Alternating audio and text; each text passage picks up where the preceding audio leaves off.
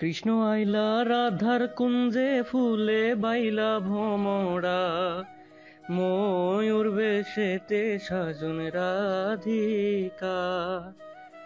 চুয়া চন্দন ফুলের মালা সখী গণে লইয়া আইলা, কৃষ্ণ দিলাই রাধার গলে বাসর হইল উজালা। বাসর হইল উজালা গো, বাসর হইল উজালা, ময়ূর বেশেতে সাজন রাধিকা। জাস্ট অসম। এই ভিউর সাথে গানটা গেয়ে জাস্ট ফাটিয়ে দিয়েছিস শান্ত। নওশাদ ঠিকই বলেছে, মনটাই ভালো হয়ে গেছে। Everyone put your hands together. Guys, অনেক হয়েছে, এবার আমি চাই। এমনিতেও ভোরবেলা জাস্ট তোমাদের জন্য আমি আড্ডাতে নাম দিয়েছি এবং এসেছিও। এবার আমি ঘুমোতে চাই। Have fun. শান্ত প্লিজ আর একটু থাক। No way. আমি আর এই পৃথিবীতে থাকার যোগ্য না। আমি এই পৃথিবীতে আর বাঁচতে চাই না। এই জীবনের চেয়ে মরণ ভালো। পাহাড়ের উপরের ঘাসগুলো কেমন পিচ্ছিল হয়ে আছে। বেছে বেছে চিম্বুক পাহাড়ের উপরে উঠছি। এটা নাকি বান্দরবনের বিখ্যাত পাহাড়। লাফ দিলে নির্ঘাত মৃত্যু। আমার প্রচুর ভয় করছে, কিন্তু না, আজ সুইসাইড করেই ছাড়বো। এই জীবন আর রাখবো না আমি। আহানা, তোমাকে পারতেই হবে। কিন্তু এটা তো পিচ্ছিল কেন? এমনিতেও আমার সাহস কম, তার উপর সুইসাইডের জায়গাটা তো ভয়ঙ্কর হলে কেমনে হয়? বাপরে বাপ। আহানা পিছনে ফিরে রোডের দিকে চলে গেল। রোড শুকনা, এখান থেকে লাফ দিতে সহজ হবে, ভয়ও লাগবে না। এবার মরবেই মরবে যে করেই হোক। আহানা চোখ বন্ধ করে বড় একটা শ্বাস নিয়ে আকাশের দিকে তাকালো। আল্লাহ মাফ করে দিও আমাকে, আমি বাধ্যই এমনটা করতেছি। তুমি তো সব জানো। এবার যেন ঠিকঠাকভাবে মরতে পারি। এই আহানা শান্তর জ্যাকেট টেনে ধরে চোখ বন্ধ করে আছে। এ নিয়ে কতবার যে সুইসাইড করতে চেয়েছে, পারছেই না। ভয়ও করে, আবার জীবন তাকে বাঁচতেও দেয় না। মরবে কি মরবে না সেটাই ঠিক করতে পারে না সে। আজ আবার বেঁচে গেল। এই, বেঁচে আছেন নাকি মরে গেছেন? Is it brain stroke or heart attack নাকি স্পট ডেড? কোনটা? মরে গেছেন? না মরলে আমার বুক থেকে মাথা তুলুন, নাহলে ধাক্কা মেরে সত্যি সত্যি পাহাড় থেকে ফেলে দেব। আহানার হুঁশ আসতেই শান্তকে ছেড়ে দূরে সরে গেল সে। শান্ত হাত দিয়ে নিজের থুতনির কিনারায় থাকা চাপাদারি ঘষে জ্যাকেটের কলার থেকে সানগ্লাস নিয়ে পড়তে পড়তে গালটা একটু বাঁকা করলো, কিছুটা তাচ্ছিল্য করে। তারপর আহানার পা থেকে মাথা পর্যন্ত একবার দেখে নিল। চেহারা তো মাশাআল্লাহ। তোমারও শখ যাচ্ছে কেন? তা আবার আমার সামনে? আপনাকে এখন না বাঁচালে আমার জাহান্নামেও জায়গা হতো না। কেন যে হাঁটার সময় এদিকে তাকাতে গেলাম? আজব সাজব মানুষ থাকে বান্দরবনে। বান্দরবনের বান্দর একটা। আহানা চুপ করে শান্তর মুখের দিকে তাকিয়ে আছে। শান্ত জ্যাকেটের চেন টানতে টানতে কিছু দূর যেয়ে থেমে পিছনে ফিরে আবারও তাকালো আহানার দিকে। নেক্সট টাইম মরার আগে এত সময় নষ্ট করবেন না। সোজা জায়গায় দাঁড়িয়ে এক লাফ দিবেন। স্টে অ্যান্ড জাম্প, ওকে? এই যে এমন করে সোজা নিচে গিয়ে পড়বেন। চোখ খুলে দেখবেন আপনি মরে আছেন। হাত এক জায়গায়, মাথা এক জায়গায়, পা তো কোথায় পড়বে বুঝতেই পারবেন না। আহানা মুখ বাঁকিয়ে বলল, আমি বান্দরবনের বান্দর না, আমি ঢাকাইয়া মাইয়া। হোয়াটএভার, যেমন করে শিখালাম তেমন করে সুইসাইড করেন। 100% মরবেন, গ্যারান্টি দিতে পারি। কথাটা বলে শান্ত মুখ বাঁকিয়ে চলে গেল। আহানা শান্তর চলে যাওয়া দেখছে, তারপর পাহাড়ের নিচের দিকে তাকিয়ে বুকে থুতু দিয়ে নাউজুবিল্লাহ পড়তে পড়তে উল্টো পথে হেঁটে চলে গেল। শান্ত হোটেলে ফিরে নিজের রুমে এসে শুয়ে পড়েছে, খুব ঘুম পাচ্ছে তার। ভোরবেলা উঠা অনেক টাফ, আর শীতকালে হলো তো কথাই নেই। জাস্ট ভোরবেলার দৃশ্য দেখার জন্য নওশাদ, রিয়াজ আর সূর্য মিলে আমাকে এত ভোর উঠালো। আবার গানও গাইতে হবে। ঘুমের ঘরে কি গান গাইছি কে জানে। এখন ঘুম হবে, কোনো কথা হবে না। ধুর, আজও সুইসাইড করা হলো না। আর ওই লোকটা যেভাবে করতে বলল, আমার তো এখন আরো ভয় করছে। কি করব, কেমনে করব? এই আহানা, কি? তুই এত ভোরে কই গেছিলি? তোকে খুঁজতে খুঁজতে আমার জান বের হইয়া আইছিল। আমি আসলে একটু ঘুরতে গিয়েছিলাম। ম্যাম যদি জানে তুই টিমের সাথে না বেরিয়ে একা বের হয়েছিলে তো ধরে কেলানি দিত। ম্যাম এখনো ঘুমায়, জানা আছে আমার। এখন চল ঘুমাবি, আমাকে না বলে বের হবি না। তোরা মামাকে বলেছে তোকে দেখে রাখতে। মা ফোন দিয়েছিল? না, কেন? তুই ফোন নিস নি তোর সাথে করে? সুইসাইড করতে আবার কেউ ফোন দেয় নাকি? কিছু বললি? না, কিছু বলিনি। চল যাই। এই শান্ত ওঠ, আর কত ঘুমাবি? আরে আমরা এখন নাস্তা করে ঘুরতে বের হব। তোরা যা, আমি 5 মিনিট আসতেছি।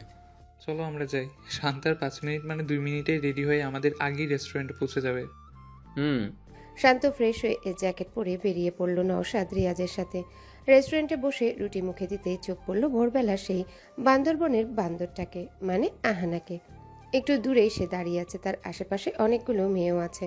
সে উকি দিয়ে পাহাড়ের নিচের দিকে তাকাচ্ছে বারবার, আবার মাথা উঁচু করে পাহাড়ের উপরেও তাকাচ্ছে। এখনই সুইসাইড করনি? এসব ভিতর টিম আবার সুইসাইডের ডিসিশন নেয়? এটা তো মেন্টাল রোগী, এর পাবলায় ভর্তি করানো উচিত। কি রে শান্ত, কি ভাবিস এত? নাথিং। মা গো মা, সুইসাইডের অন্য পন্থা খুঁজতে হবে।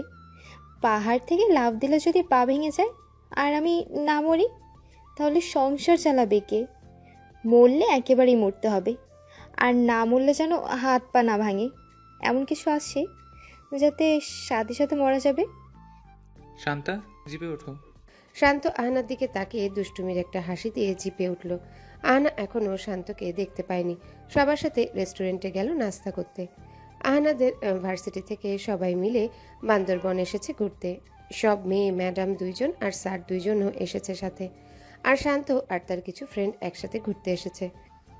হ্যালো তাসিন, মাকে গিয়ে দেখে আসছো? কি অবস্থা মায়ের? Sir, ma'am is fine. আমি নার্সকে টাইমলি ওষুধ দেওয়ার কথা বলে আসছি। ওকে, কোনো কিছুতে যাতে ভুল না হয়। Sir, don't worry. Okay, bye. গান ধরো সবাই। কেমন নিরামিষ হয়ে আছিস তোরা? ব্যাপার কি? জাতি ধরে ধরে গান গাইতে হয়, আর স্বয়ং শিল্পী আমাদের সাথে থাকার পরেও সে গান করে না। শান্তা, কিসের রাগারাগি তোরা আমাদের সাথে? রাগ নয় রিয়াজ, মায়ের জন্য চিন্তা হচ্ছে। তার উপর তোরা ভোরবেলা উঠিয়ে দিয়ে আমার মাথা ব্যথা বাড়িয়ে দিয়েছিস। এখন গান গাওয়ার মুড নেই, তোরা গান কর। তা হচ্ছে না, আমরা টোন লাগাচ্ছি, তুই গান গাইবি। দরকার হলে আমরা তোর সাথে গলা মিলাবো। আর নওশাদ, ইউটিউবের ব্লগটার কি হলো? আমরা জিপে উঠেছি, 10 মিনিট হয়ে এসেছে, আর তুই এখনো ক্যামেরা ধরলি না। আরে দেখ না, আমাদের সাথে অনেকগুলো মেয়ের দলের জিপও আসতেছে। তোর জন্য আমাদের ইউটিউব চ্যানেলে ভিউজ কমতেছে। ক্যামেরা দিয়ে বেয়াদব, আমি ভিডিও করব, তুই শান্তার সাথে গান ধরবি। ফাইন, আমার এই ভাঙা গলায় তোর এই ভিডিওতে কত ভিউ আসে আমিও দেখবো। তোর কাউ কাউ কেটে শান্তার গানটা রাখবো, আর তোর কাউ কাউয়ের টোনটা যোগ করে দেবো। রিয়াজ, তোরে এখন আমি জিপ থেকে ধাক্কা মেরে ফালাইবো। এই তোরা থামবি? আমার মাথা ছেড়ে যাচ্ছে আর তোরা কাজ কাজ করে যাচ্ছিস। ওকে, আই কোয়াইট। রিয়াজ, ভিডিও কর। ওকে, শান্তা গান ধর। কৃষ্ণ প্রেমের প্রেমিক যারা, নাচে গায়ে খেলে তারা, কুলমানের ভয় রাখে না, ললিতায়ার বিশুখা, ললিতায়ার বিশুখা গো, ললিতায়ার বিশুখা, ময়ূর বেশেতে সাজন রাধিকা। ওকে গাইস, আমরা এখন এসে পড়েছি দেবতা খুমে। দেখো এখানে পানি আর পানি। লাইনটা কেটে বল। দেখেন এখানে কত সুন্দর পানি। তোর উল্টাপাল্টা ডায়লগে মানুষ কমেন্ট সেকশনে ফানি কমেন্ট করে। শান্ত, তুই আমারে ধর, না হলেই রিয়াজ আমি পানিতে চুবাবো। আমি বসে তোর চুবানি খাবো, তাই না? তোদের দুটোকে এখন আমি পানিতে চোবাই ধরে রাখবো, উঠাবই না। আর সারাদিন সাপ বেচের মতো ঝগড়াই করস তোরা। দেবতাকুমে এসে জিপ থামলো। অবশেষে শান্ত জিপ থেকে নিচে পা রাখতে দূরের কিছু মেয়ে জ্বলে উঠেছে। শান্ত বুঝতে পেরে মুচকি হেসে সানগ্লাস খুলতে মেয়েগুলো এবার লাফিয়ে উঠল। নওশাদ, এরকম ঢুকিস না, মেয়েগুলো শান্তাকে দেখে এরকম করতেছে। হ, আমি তো ধুলতেছি, ওই যে আরেক জিপে করে একদল মেয়ে আসতেছে, সেদিকে তাকিয়ে। শান্ত সানগ্লাসটা হাতে নিয়ে মেয়েগুলোর পাশ দিয়ে হেঁটে চলে গেল। শান্ত গায়ের জ্যাকেট খুলে ভেলার কাছে এসে দাঁড়ালো। চিকন বাঁশ দিয়ে তৈরি ভেলা। একটা ভেলায় কমপক্ষে 12 থেকে 13টা বাঁশ আটকানো হয়েছে। বাঁশগুলো রঙিন, গাঢ় হলুদ রঙের, কমলা রঙেরও আছে। দর্শনার্থীদের বসার জন্য এই বাঁশগুলোকে সুন্দর করে সেট করানো হয়েছে। নৌকার চেয়েও ভেলাতে বসতে জোস একটা ফিলিংস আসে। যাদের ইচ্ছা তারা ভেলায় বসবে, আর যাদের ইচ্ছা নাই তারা নৌকায় বসবে। শান্ত নিচু হয়ে জিন্সটা হাত দিয়ে হাঁটুর নিচ পর্যন্ত উঠালো। তারপর চশমাটা জ্যাকেটে ঢুকিয়ে জ্যাকেটটা কোমরে গিট্টু দিয়ে বেঁধে ভেলায় এসে বসে পড়ল। পা রাখতেই ভেলাটা প্রথমেই নড়ে চড়ে উঠেছে। শান্ত মুচকি হেসে হাত দিয়ে পানি ছুঁয়ে দেখলো। নওশাদ ঢোক গিলে এক পা এগোচ্ছে তো 3 পা পিছাচ্ছে। রিয়াজ ওকে ধরে টেনে নিয়ে আসতেছে। তারপর ভয়টা কাটিয়ে শান্তর নৌকায় উঠে পড়েছে তারা। এবার হবে ভেলা ড্রাইভ। Ready steady go. দুপাশে পাহাড়, মাঝখানে সরু পানির পথ, একের পর এক ভেলা সেখান দিয়ে পার হয়ে যাচ্ছে। মনে হয় ট্রাফিক জ্যাম। জায়গাটা এত ফেমাস যে এখানেই দর্শনার্থীর সংখ্যা বেশি। শান্ত হাতে বাঁশ নিয়ে ভেলা বাইতে বাইতে এগোনো শুরু করে দিয়েছে। নওশাদের এবার বেশ লাগছে, এতই ভালো লাগছে যে সে বাঁশ দিয়ে পানি ডিঙাতে ডিঙাতে স্পিড বাড়িয়ে দিয়েছে ভেলার। শান্ত পিছন ফিরে বলল, তোর সত্যি সত্যি এবার ফালাবো পানিতে। সরি, এক্সাইটমেন্ট ধরে রাখতে পারলাম না। এক কাজ কর, তুই ছাড়া আমরা বসে বসে মনোরম দৃশ্য দেখি। তোর এই এক্সাইটমেন্টের কারণে আমরা একটা ভ্যালা ড্রাইভার পেয়ে গেলাম। মেয়েগুলো ফোন বের করে ভিডিও করছে। বাসায় গিয়ে জুম করে বারবার দেখবে শান্তকে। আসলে তারা শান্তকে আরও আগেই দেখেছে। ইউটিউবে তাদের একটা চ্যানেল আছে যেখানে সাবস্ক্রাইবার অনেক বেশি, বলতে গেলে ফেমাস একটা চ্যানেল। সেই সূত্রেই কম বেশি অনেকেই শান্ত, নওশাদ আর রিয়াজকে চেনে। আহানাদের জিপে শেষ হবে থামলো দেবতাখুমে। আহানা পানির দিকে তাকিয়ে ভাবল, এখানে পড়লে তো বেশি কষ্টের মৃত্যু হবে না, তাই না? আর আমি তো সাঁতারও জানি না। হ্যাঁ, সুযোগ বুঝে আরেকটা ট্রাই করতে হবে। একদম মাঝখানে গিয়ে লাফ দেব। তার জন্য একটা ভেলায় উঠতে হবে। এই রূপা শোন, তুই তিয়াসাদের সাথে ওঠ, আমি একা ভেলায় উঠবো। তোর মাথা কি ঠিক আছে? একা উঠবি? জীবনে ভেলা চালিয়েছিস? নির্ঘাত পানির মাঝখানে গিয়ে পড়বি তুই। তোর কিছু হলে আমি আন্টিকে কি জবাব দেব? আরে হ্যাঁ, আমি কত চালিয়েছি। আমাদের বাসার পাশে সেই পুকুরটায় অনেকবার ভেলা চালিয়েছি আমি। তুই প্লিজ আমাকে একটা ভেলার ব্যবস্থা করে দিস না, প্লিজ প্লিজ। আচ্ছা দেখতেছি, দাঁড়া। রূপা ম্যামের সাথে কথা বলে অনেক রিকোয়েস্ট করলো। পরে ম্যাম বলল বাড়তি টাকা লাগবে, কারণ ওনারা একটা ভেলায় তিনজন করে বুক করেছেন। আহানা একা উঠতে চাইলে তাকে তার ভাড়াটা দিতে হবে। রূপা এসে আহানাকে ব্যাপারটা জানালো। আহানা নিজের হাতের পার্সে টাকা গুনে হিসাব টিসাব করে বলল, ঠিক আছে। ব্যাস, একা একটা ভেলায় উঠার বন্দোবস্ত হয়ে গেল তার। বড় করে আবারও শ্বাস নিয়ে সে ভেলায় উঠে বসলো। ভেলাটা তো নড়ছে যে তার কলিজা কাঁপাকাঁপি শুরু হয়ে গেছে। এখন না পারছে উঠে আসতে, না পারছে চালাতে। তার সাথেই সবাই ভেলা চালানো শুরু করে দিয়ে সামনেও চলে গেছে এতক্ষণে। প্রতি এক ভেলাতে তিনজন করে বসেছে সবাই। আহানা ঢোক গিলে চালানো শুরু করেছে। অবশেষে একদম কিছু দূরে এসে চোখ বন্ধ করে লাফটা দিয়েই দিল শেষমেশ। সেই ছেলেটা বলেছিল সময় নষ্ট না করতে, তাই আর এক সেকেন্ডও দেরি করলো না আহানা।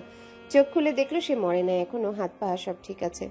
আসলে দেবতাখুমের শুরুতে যে পানি থাকে সেটা ততটা গভীর না, গলার নিচ পর্যন্ত। আপনি পড়লেও ডুববেন না। আশেপাশের সবাই যারা ভেলাতে করে যাচ্ছিল তারা আহানার দিকে বোকার মতো চেয়ে আছে। আহানা নিজে বোকার মতন সবার চাহনি দেখে যাচ্ছে। পরে যখন বুঝলো তার এবারের সুইসাইডের প্ল্যানটাও নষ্ট হয়েছে, তখন সবার দিকে তাকিয়ে দাঁত কেলিয়ে হেসে দিল সে। যারা এতক্ষণ চেয়েছিল তারাও হেসে দিল আহানার দাঁত কেলানি দেখে। আহানা কখনো লজ্জাকর কোনো সিচুয়েশনে পড়লে নিজেই হেসে দেয়, যার কারণে অন্যরাও তাকে লজ্জা দেওয়ার মতো কিছু বলার সাহস করে না, তারাও হেসে দেয়।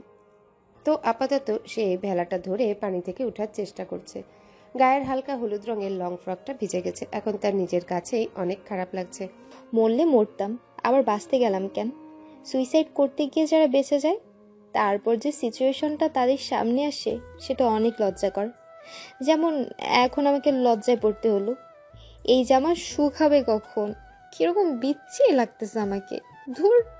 আহানা অনেক কষ্টে ভেলায় উঠে বসলো। তারপর চুলগুলো ঝুটি করা থেকে খুলে পিঠের উপর ছেড়ে দিয়েছে যাতে ভেজা পিঠ না দেখা যায়। সে চায় না কেউ তাকে ভেজা জামায় এরকম বিচ্ছিরি লুকে দেখুক। ওড়নাটা গায়ে পেঁচিয়ে গাপটি মেরে সে বসে আছে, কি করবে সেটাই ভাবছে। বাকিরা সবাই তাদের ভেলা চালানোয় বিজি হয়ে পড়েছে। এতক্ষণ সার্কাস দেখছিল, আহানার কাণ্ড কারখানা দেখছিল। আহানা মুখটা ফ্যাকাশে করে বাঁশটা হাতে নিল আবার। ভেলায় ওঠার আগে পানির গভীরতা চেক করা উচিত ছিল আমার। শুধু শুধু এখন এত কিছু হলো, টাকাও নষ্ট হলো, আর ভিজেও একাকার হলাম। আহানা বাঁশ দিয়ে পানি বাইতে বাইতে যাচ্ছে, মাঝে মাঝে থেমে গায়ের ওড়না দিয়ে গা ঢাকছে। হঠাৎ গা ঢাকার সময় দুম করে মাথায় কি যেন পড়লো তার, একটা কালো জ্যাকেট। জ্যাকেটটা ভালো করে দেখে সে উপরে তাকালো। তিনটা ছেলে পাশেই একটা ভেলায় দাঁড়িয়ে পাশে বিরাট পাহাড়টার সাথে লেগে ছবি তুলছে একজন আরেকজনের। তার মধ্যে একজনকে সে চিনতে পারলো, এটা তো সেই ছেলেটা যে সকালে ওকে বাঁচিয়েছিল। শান্ত এদিক ওদিক তাকিয়ে তারপর নিচে তাকালো। আহানা বোকার মতো হাতে জ্যাকেটটা নিয়ে ওর দিকে চেয়ে আছে। ও ইচ্ছে করে আহানার গায়ে নিজের জ্যাকেটটা ফেলেছিল। তারপর গাল ফুলিয়ে বলল, জ্যাকেটটা পরে আমাকে উদ্ধার করেন, যেমন করে শিখাইলাম তেমন করে সুইসাইড করতে পারেন নাই। জামা শুকালে আমাকে খুঁজে বের করে আমার জ্যাকেট আমাকে ফেরত দিবেন। বাই দ্য ওয়ে, আমার চোখের সামনে কোনো মেয়ে বিপদে পড়লে আমি হেল্প করি। যাই হোক, আপনার মরতে মন চায় তাই তো? এই যে এই পাটা দিচ্ছি, এটাতে উঠে লাফ দিয়ে দিন। দুম করে পানিতে পড়বে, নিচের পাথরের সাথে মাথা ফেটে আপনি ডেড। নেন, যদি করেন। আহানা জ্যাকেটটার দিকে চেয়ে রেগে মেগে শান্তর গায়ে সেটা ছুঁড়ে মারল, তারপর বলল, কি সমস্যা আপনার? আমি যেমন ইচ্ছা তেমন করে মরবো, আপনার এত কি? আরেকদিকে ফিরে থাকলেই তো হয়। আপনাকে কে বলেছিল সকালবেলা আমাকে বাঁচাতে? কেউ বলে নাই, আমি দেখে ফেলেছিলাম। তখন যদি আমি আপনাকে দেখেও না বাঁচাতাম তাহলে আমার গুনাহ হতো। খুব ধার্মিকগিরি দেখাচ্ছেন। তা মাথার টুপি কই? শুনেন, মাথায় টুপি পরলেই সেটা ধার্মিকতা প্রকাশ করে না। 100 হাত দূরে থাকেন আমার থেকে। আমাকে হেল্প করতে আসবেন না একদম। ঢং দেখায় যত সব। কি বললেন? আমি ঢং দেখাই? শান্ত রেগে আহানাকে ধাক্কা মেরে পানিতে ফেলে দিল, তারপর বলল, কিছু কিছু মেয়ে হেল্প পাওয়ারও যোগ্য না। এই শান্ত, এটা তুই কি করলি? আর মেয়েটাকে চিনস নাকি? শুরুতে এমন ঝগড়া করতেছিস কেন?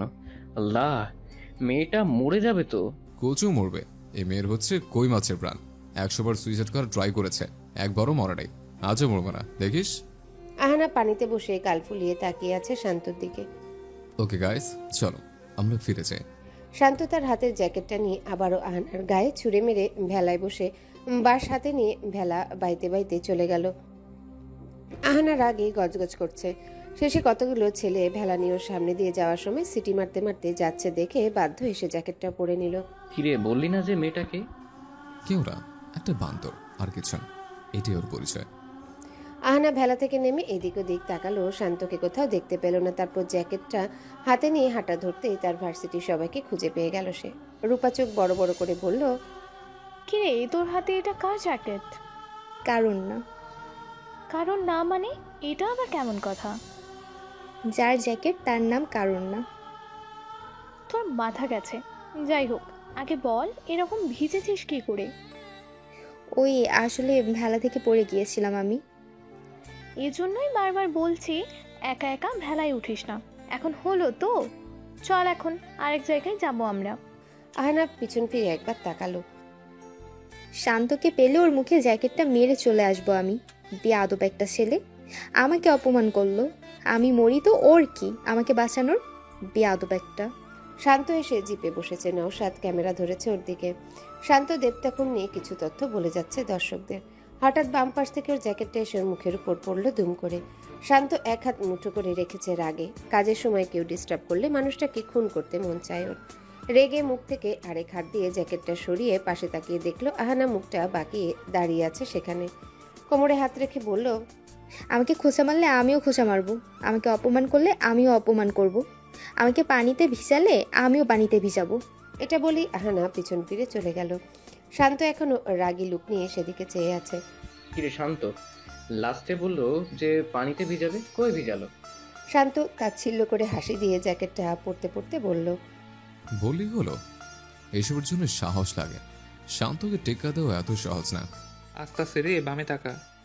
রিয়াজের কথা শুনে শান্ত বাম পাশে তাকালো। আহানা হনহনিয়ে এগিয়ে আসছে, হাতে ওড়না। শান্ত ভেবেছিল পানি আনতে গেছে, এখন দেখে ওড়না খুলে আসছে। আহানা শান্তর কাছে এসে হাত থেকে ওড়নাটা গুটিয়ে নিয়ে শান্তর মাথার উপর ধরে চিপে দিল। ভেজা ওড়না থেকে এক গাদা পানি এসে সব শান্তর গায়ে। নওশাদ রিয়াজ মুখে হাত দিয়ে চেয়ে আছে সেদিকে। শান্ত আশ্চর্য হয়ে গেছে, এটা কি হলো? আহানা ওড়নাটা এবার ছেড়ে গায়ে দিয়ে মুখ ঘুরিয়ে চলে গেল, আর কিছু বলল না। রিয়াজ বলল, এই মেয়েটার সাহস কত দেখলি তোরা? তারপর শান্তর ক্রোধ দেখে কিছুটা ভয় পেয়ে বলল, শান্তা থাক, বাদ দে এসব, চল আমরা যাই। শান্ত পকেট থেকে রুমাল নিয়ে মুখ মুছতে মুছতে বলল, এটা আমি ছাড়বো না। এটার যে জীব আছে ওটা ফলো কর। শান্ত, বাদ দে না প্লিজ। না নৌশাদ, বাদ দিব না। মেয়ে হয়ে এত সাহস দেখে আমাকে, এরা তখন না বাঁচালেই হইতো। একটু মরাই উচিত। এবার আহানাদের জিপ যাচ্ছে আলীর গুহার দিকে। এটাকে আলীর সুড়ঙ্গ বলা যায়, রহস্যময় একটা গুহা। বান্দরবন জেলার আলীকদম উপজেলায় অবস্থিত গুহাটি মাতামুহুরী ও টোয়াইন নামক একটা খালের পাশ ঘেঁষে গুহাটির উৎপত্তি। এই গুহা নিয়ে রহস্যের কোনো শেষ নেই। মোট মিলিয়ে 3টি গুহা এখানে। সবগুলো একসাথে দেখতে হলে 2 ঘন্টা সময় লাগতে পারে। গুহাটির আগে কিছু দূরে এসে এক এক করে সব জিপ থামছে। প্রথমে সিঁড়ি বাইতে হবে, তারপর পাহাড় বাইতে হবে। সবাই হাতে হাতে মশাল নিয়ে তৈরি, কারণ গুহাটির ভিতর ঘুটঘুটে অন্ধকার। ভেতরে ঢুকলে সরু পথও আছে, যার কারণে হামাগুড়িরও প্রয়োজন পড়বে। আহানা ভয়ে ভয়ে ঢুকছে। সিঁড়ি শেষ হতেই অন্ধকার শুরু। কেমন স্যাঁতস্যাঁতে পরিবেশ, গা গুলিয়ে আসছে। সবাই একজন আরেকজনের হাত ধরে হেঁটে এগিয়ে যাচ্ছে ভেতরের দিকে। হঠাৎই আহানার হাত ধরে কেউ ওকে কিনারায় টেনে নিয়ে গেল। মুখে হাত রাখায় আহানা জোরেও চিৎকার দিতে পারল না। বুকের ভেতরটা ডিপ ডিপ করছে। আহানা তার হাতের মশালটা উঁচু করে সামনে তুলতেই দেখলো শান্ত মুখটা গম্ভীর করে ওর দিকে চেয়ে আছে। আপনি আবার কি হইছে? হাত ছাড়ুন আমার। তো তো তো- তো তো কি? তো আমি আপনাকে চিপাই খুঁটির সাথে বেঁধে চলে যাব। এখানে থাকতে থাকতে এমনিতে মারা যাবেন, কঙ্কাল হয়ে যাবেন একদম। এই যে না, বেকুবি বন্ধ করেন। আমি কেমনে মরবো না মরবো সেটা আপনি কেন ডিসাইড করবেন? হাত ছেড়ে দিন, ভালো হচ্ছে না কিন্তু। আমার সাথে যুদ্ধে নেমে আপনিও ভালো কিছু করেননি। আহানা শান্তকে ধাক্কা দিয়ে দূরে সরিয়ে মশালটা সামনে ধরল। খবরদার, আর একবার আমাকে ধরতে আসলে পুড়িয়ে দেব। শান্ত মুচকি এসে এগিয়ে আসছে। আহানা ঢোক গিলে পিছুতে পিছুতে পাহাড়ের সাথে লেগে গেছে একেবারে। সরি বলেন আমাকে, তারপর মাফ করব কি করব না সেটা ভাববো। কেন বলবো? কারণ আপনি আমার সাথে মিসবিহেভ করেছেন। আপনি কি করছিলেন মনে আছে? আমাকে পানিতে ফেলে দিছিলেন, সেটা কি করে ভুলবো? আপনি আমার হেল্পকে ঢং বলেছিলেন। তো কি বলবো? আমি মরি না মরি আপনার এত কি? নিজের চরকায় তেল দিতে পারেন না? শান্ত রেগে আরো এগিয়ে আসতে যেতেই ওপাশ থেকে ম্যাম আর বাকিরা ডাক দিল সবাইকে একজোট হয়ে থাকতে। এমনকি কয়েকজন এদিকে আসতেছে আহানাকে খোঁজার জন্য। আহানা সুযোগ পেয়ে ততক্ষণে চলেও গেছে সেদিকে। শান্ত আর এখানে সময় নষ্ট করলো না, নওশাদ আর রিয়াজের কাছে ফিরে গেল। মেয়েটা শুধু শুধু দিনটাই নষ্ট করে দিয়েছে আমার। রাগটা কমাতে পারলাম না। কিরে শান্ত, কি করলি? কেলানি দিতে পারলি? না, মানুষ এসে গিয়েছিল। বাদ দে, তাহলে চল আমরাও মশাল হাতে গুহায় ঢুকি। হুম। আহানারা সবাই শান্তদের আগেই গুহা থেকে বেরিয়ে জিপে করে চলেও গেছে। শান্ত খালি এদিক ওদিক তাকিয়ে আহানাকে খুঁজছে। লাস্ট বার এক টাইট দিয়ে তারপর আমি ফিরবো। কিন্তু সবাই গুহা থেকে বেরিয়ে দেখলো তাদের জিপ বাদে আর কারো জিপ নেই। তার মানে তারা চলে গেছে দূর। নওশাদ দাঁত কেলিয়ে বলল, চল হোটেলে ফিরে যাই। শান্ত জিপে উঠতে উঠতে বলছে, সূর্য আসুন কেন আমাদের সাথে? সে তো ঘুমোচ্ছে, বহুত টানছে, উঠোতেই পারলাম না। থাকবে, আমাদের কি আজকের সব ট্রিপ মিস গেল রেও। এই জিপ থেকে বাস স্টেশনে গিয়ে বাসে উঠে ফিরে যাবো আমরা। কিন্তু শান্ত, আরো 2 দিন থাকলে হতো না? না, হতো না। মাকে দেখতে যেতে হবে। আর নিতু কি করছে না করছে সব দিক খেয়াল রাখতে হবে। তো এত বাইরে থাকলে তাদের খেয়াল কে রাখবে? মাকে ছাড়া এমনিতেও দূর কোথাও গেলে আমি শান্তি পাই না। আচ্ছা ফাইন, কিন্তু এটা মনে রাখিস তোকে আর তো আমরা বছরে কটা দিনের জন্য ফ্রি পাই। শুধু না হলে আপনি তো একজন বিজি বিজনেসম্যান। তা নয়, তোরা আমাকে বললেই আমি কিন্তু রাজি হয়ে যাই। তাহলে আমাদের কথা ধরে এবার বিয়েটাও সেরে নে।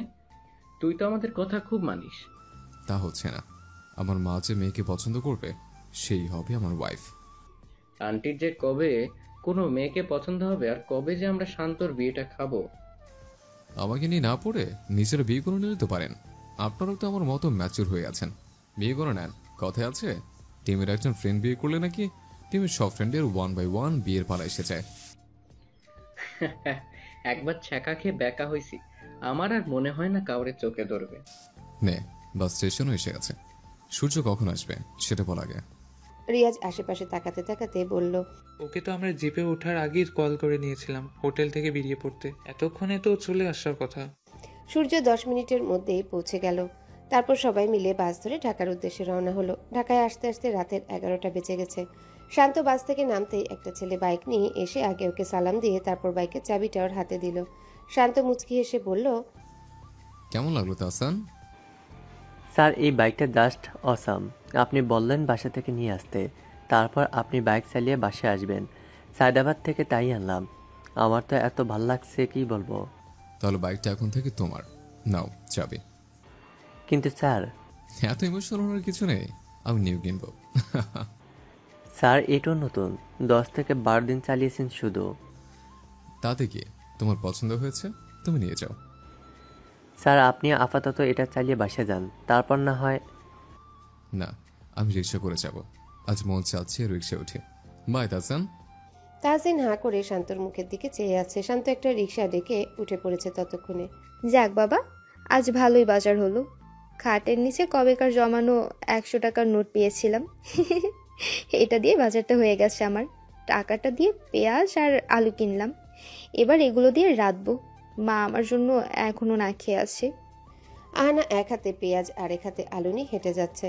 সায়দাবাদে যে ওভারব্রিজ আছে তার ডান পাশের মোড়ে গেলে যে টিনের ঘরগুলো আছে তার মধ্যে একটা হলো আহানাদের বাসা।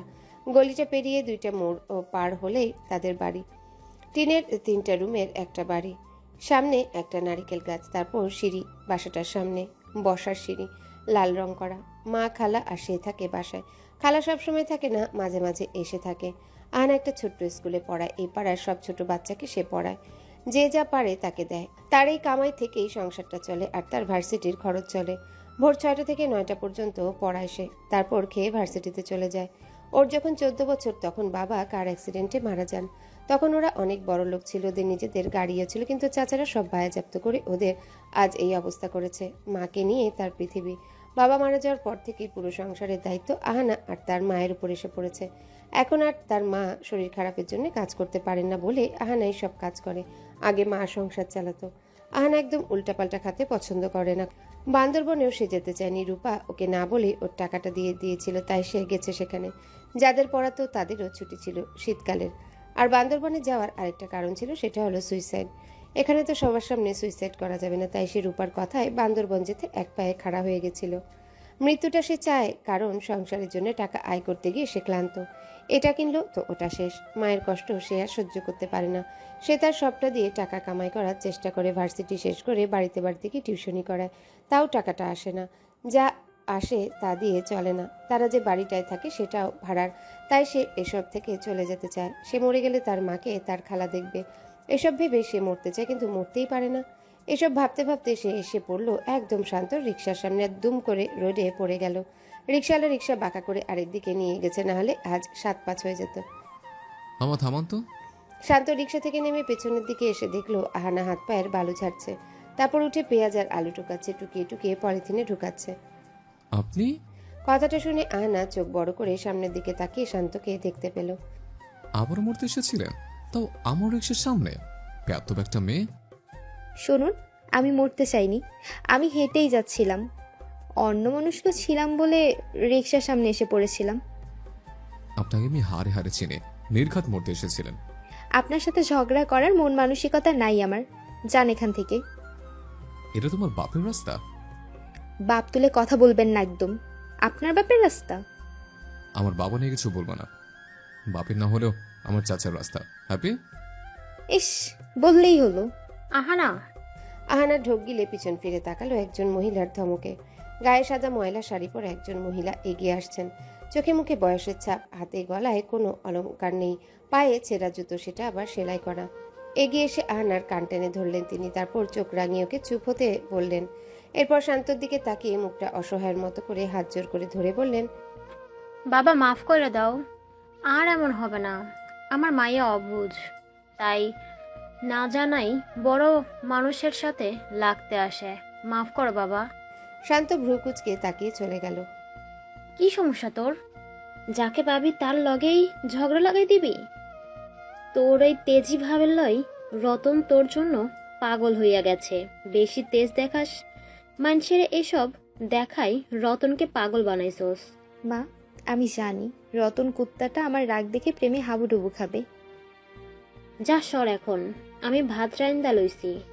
এবার তুই আলো ভাজি করে লও, তারপর খামো। ঘুমাইতেও তো হইব, কত রাত হইছে, সেদিকে তোর খেয়াল আছে? খবর কেন থাকবে, সারাদিন তো ঝগড়াই করস। শান্ত বাসার সামনে এসে রিক্সা থেকে নামলো। দারোয়ানুকে সালাম দিয়ে ওর হাত থেকে ব্যাগটা নিয়ে ভেতরের দিকে দৌড়ে চলে গেছে। শান্ত বাসার ভিতর পা রাখতে একটা 7 বছরের মেয়ে দৌড়ে এসে ওকে জড়িয়ে ধরলো। শান্ত মুচকি এসে ওকে কোলে তুলে নিয়েছে, তারপর বলল, আমার বোনটা এত রাতে ঘুমায়নি কেন? ভাইয়া, আমি তো তোমাকে রিসিভ করার জন্যই দাঁড়িয়েছিলাম সেই কখন থেকে। Good girl. তো আমার বোন কি খেয়েছে কিছু? রিপান্টি খাইয়ে দিয়েছে। তবে এখন তো তোমাকে ঘুমাতে হবে। যাচ্ছি। শান্ত জ্যাকেটটা খুলে সোফায় রেখে মায়ের রুমের দিকে গেল। দরজাটা নক করে খুলতেই চোখ গেল তার জানালার ধারের দিকে। সেখানে হুইল চেয়ারে বসা একজন মহিলা বসে আছেন, চোখে চশমা, হাতে একটা উপন্যাস। উনি শান্তর মা। শান্ত পা টিপে টিপে এগোচ্ছে। কিছু দূর যেই না মাকে জড়িয়ে ধরতে যাবে তখনই মা টের পেয়ে ওর দিকে তাকালো। শান্ত মুখটা ব্যাকা করে বলল, মা, দিলে তো সারপ্রাইজ নষ্ট করে। মা মুচকি হাসলেন, তারপর শান্তর মাথায় হাত বুলিয়ে দিলেন। শান্ত হাঁটু গেড়ে মায়ের সামনে বসলো, তারপর বলল, খেয়েছো তো? মা মাথা নাড়ালো। শান্ত হেসে বলল, আচ্ছা, হ্যাঁ, জানো না, তার মানে খাওনি। আমি জানি তুমি আমাকে ছাড়া খাও না। মা মুচকি হাসলেন। শান্ত মায়ের হুইল চেয়ারটা টেনে মাকে নিয়ে ডাইনিংয়ে চলে আসলো। তার মা বিগত 7 বছর ধরে কথা বলতে পারেন না। কত ডাক্তার দেখিয়েছে ওর চাচা মামারা মিলে। বাবার মৃত্যুর পর থেকে মা এমন হয়ে গেছে। তখন নিতু জন্ম নিয়েছিল। মাকে নিয়ে আমি হসপিটালে ছিলাম। হসপিটাল থেকে বের হতে না হতে দেখলাম বাবার লাশবাহী গাড়ি হসপিটালের সামনে এসে দাঁড়িয়েছে। তারপর থেকে কোনো কথা আসে না মায়ের মুখ দিয়ে। এত বড় শখ তিনি নিতে পারেননি, তবে পাশের জন কি বলে তা তিনি শোনেন এবং বুঝতে পারেন। শান্ত মায়ের হাতে খাচ্ছে আর বান্দরবনে সব বলেই যাচ্ছে। তারপর মুখ ফসকে আহানার কথাও বলে দিল। মা তো চোখ বড় করে চেয়ে মুচকি এসে বারবার হাত দিয়ে ওকে খোঁচাচ্ছে। মা শোনো, মেয়েটা কে? কি রে? আমি জানি না, জানতেও চাই না, এমনি বললাম তোমাকে। আর তুমি শুরু করলো ওর পিক নিয়ে। পিক পাবো কই আমি? আর ওকে আমি বিয়ে করবো না। এরকম ছকরটো নাছরবান্ধাকে বিয়ে করলে জীবন টানা টানা করে ফেলবে আমার। স্যার, খুঁজে বের করেন, এমনও তো হতে পারে এই মেয়েটাই ম্যাডামের পছন্দ হলো। রিপা, দরকার নাই, আমাকে সুখে থাকতে ভূতে কেলায় নাই যে আমি খাল কেটে কুমির আনবো। মা, আমার খাওয়া শেষ, আমি যাই ঘুমাতে। শান্ত উঠে চলে গেল। রিপা মাকে নিয়ে মায়ের রুমের দিকে গেল। রিপা হচ্ছে নার্স, মায়ের দেখাশোনা করে। মায়ের পা অবশ হয়ে যাওয়ায় হাঁটাচলা পারেন না। 2-3 বছর হলো হুট করে পায়ের সব কার্যকলাপ বন্ধ হয়ে গেছে তার। তারপর থেকে বিছানা থেকে নামলে হুইল চেয়ারে থাকতে হয়। শান্ত নিজের রুমে এসে দরজা লাগালো, তারপর পকেট থেকে ছোট্ট একটা মদের বোতল নিয়ে বারান্দার দিকে চলে গেল। মা যেন না জানে, মদ খেয়ে সব সাফ করে তারপর ঘুমাবে সে। কাল থেকে আবার অফিস। আহানা আলু ভাজি করে ভাত নিয়ে মায়ের সাথে খেয়ে নিল, তারপর ঘুমাতে গেল। একটা রুমে বিছানা, আরেক রুমেও বিছানা আছে, খালা আসলে সেখানে থাকে। আর আরেকটা রুম বলতে সেখানে চুলা আর একটা কাঠের মিরসেফ আছে হাঁড়ি পাতিলের জন্য। মা আহানার মাথায় হাত বুলিয়ে দিচ্ছেন। আহানা ছাড়া তার আর কেউ নেই। আত্মীয় বলতে মা বাবা ছিল, তারা এক এক করে মরে গেছে। পরিবারে আর একটা বোন বাকি আছে, রোকেয়া, তারও সংসার নেই। গার্মেন্টসে চাকরি করে, মাঝে মাঝে তাদের সাথে এসে থাকে। শেষ সম্বল স্বামী ছিল, আর সেও চলে গেল। কত সুখের দিন ছিল সে সময়ে, কিছুর অভাব ছিল না। মজনু ভাই সব নিজের নামে কি করে নিয়েছে জানি না। আহানার বাবা মারা যাওয়ার 2 দিন বাদেই আমি আমার মেয়েকে নিয়ে বেরিয়ে পড়েছিলাম, বাধ্য হয়েছিলাম। হাতের সোনার বালা দিয়ে সব কিনেছি এই বাসার। আমি গার্মেন্টসে কাজ করে আহানাকে পড়িয়েছি এতদিন। জীবনে পড়ালেখাটাই সব। এখন আমার মেয়ে নিজের খরচ নিজে চালাতে পারে বলেই আমি নিজেকে গুটিয়ে নিয়েছি। শরীরও আর মানে না। কতটা বছর আমি সংসারের জন্য লড়েছি, আমার আর আহানার মুখের খাবার তোলার জন্য। আর এখন 2-3 বছর ধরে কাজই করতে পারি না। মেয়েটা আমার একা হাতে টাকা কামাই করে, আর কত করবে। ওর মুখের ফ্যাকাশে ভাব দেখে আমার কষ্ট হয়। তার উপর মেয়েটা শান্তিতে থাকতেও পারে না ওই রতনের জ্বালাই। তার নজর পড়েছে আমার মেয়েটার ওপর। ওরে বিয়ে দিয়ে দিল, আমি কি নিয়ে থাকবো সেটাই ভাবি। সবে 21 বছর, তবে আশেপাশের সবাই বলতেছে ওর নাকি বিয়ের বয়স হয়েছে। এত তাড়াতাড়ি মেয়েটাকে আমি দূরে ঠেলে দিব? আর তার স্বামী যদি ভালো না হয়, আল্লাহ আমার মেয়েটার কপালে একটা ভালো ছেলে রেখো, সে যেন আমার মেয়েটাকে কখনো কাঁদতে না দেয়। ভোর 5টা বাজে। হাতে আম গাছের পাতা নিয়ে আহানা হাঁটছে, তাও ফ্লাইওভারের নিচ দিয়ে। দাঁত ঘষতে ঘষতে বাতাসে ওড়না উড়িয়ে এবার সে ফ্লাইওভারে উঠেছে। এই সময়টা হলো আহানার সময়। সে এই সময় নিজের মন মতো করে কাটায়। 6টা বাজা পর্যন্ত হেলে দুলে হাঁটছে সে। বাসার পাশে বলেই এখানে সে হাঁটতে আসে। ভোরের আলো চারিদিকে 2-একটা গাড়ি দেখা যাচ্ছে। অনেকক্ষণ বাদে বাদে দেখাই যাচ্ছে দূরপাল্লার বাস, মালবাহী ট্রাক। প্রাইভেট কার খুব কমই দেখা যায় এই সময়। কোন বড়লোক বাসা থেকে বের হতে যাবে? আহানা এবার ফ্লাইওভারে হেলান দিয়ে দাঁড়িয়ে চোখ বন্ধ করে রইল। বড় করে একটা শ্বাস নিয়ে ভাবলো, দুনিয়াটা কত সুন্দর, তাই না? আর আমি কিনা মরতে চাই। সুন্দর পৃথিবীটা দেখার সৌভাগ্য সবার থাকে না, যেমন আমার নেই, তাই আমি চলে যেতে চাই। আহানা আম পাতার ডালটা নাড়তে নাড়তে ভাবছিল উল্টাপাল্টা সব ভাবনা। হঠাৎ ডালটা গেল হাত থেকে পড়ে নিচু হয়ে আম গাছের ডালটা হাতে নিতে যেতেই এবার হাতের আম পাতাটাই উড়ে গিয়ে রোডের মাঝখানে চলে গেল। ধুর, এসব কি হচ্ছে?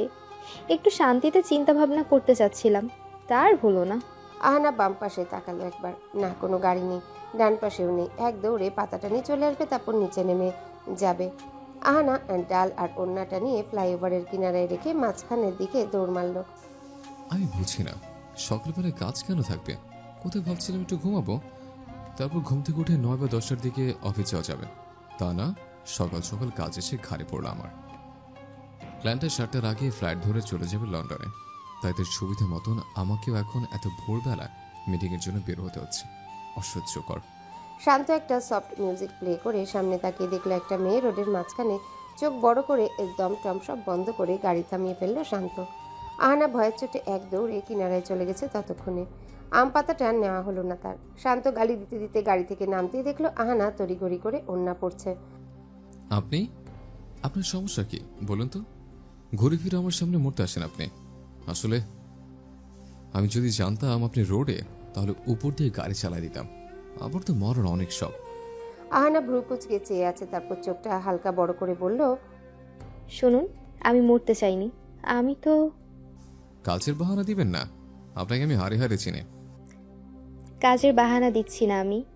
আমি আম পাতা নিতে গিয়েছিলাম, ওই যে আপনার গাড়ির নিচে। তা দেখাতে পারছি না আপাতত। Are you kidding with me? No, kidding কেন করব? আপনি কি কিড যে আপনার সাথে বাচ্চামো করব? আপনার মতন বেয়াদব মেয়ে আমি আর দুইটা দেখিনি। আপনার তো মরে যাওয়া উচিত।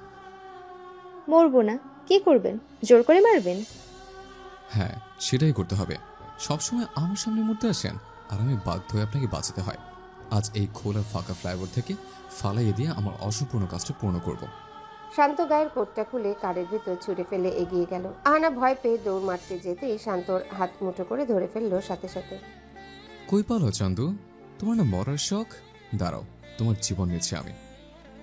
আমাকে তুমি বলতেছো কেন? আদর কদর কিছু শেখেন নাই?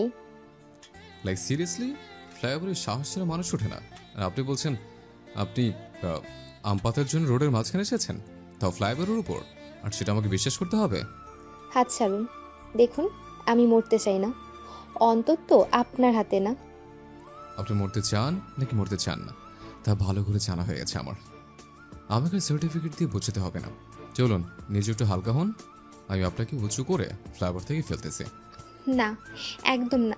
বাঁচাও, মায়া, খালা। বাবা, এটা কইবেন না। বাবা এখানে নাই, যারা আছে তাদের তো ডাকবো।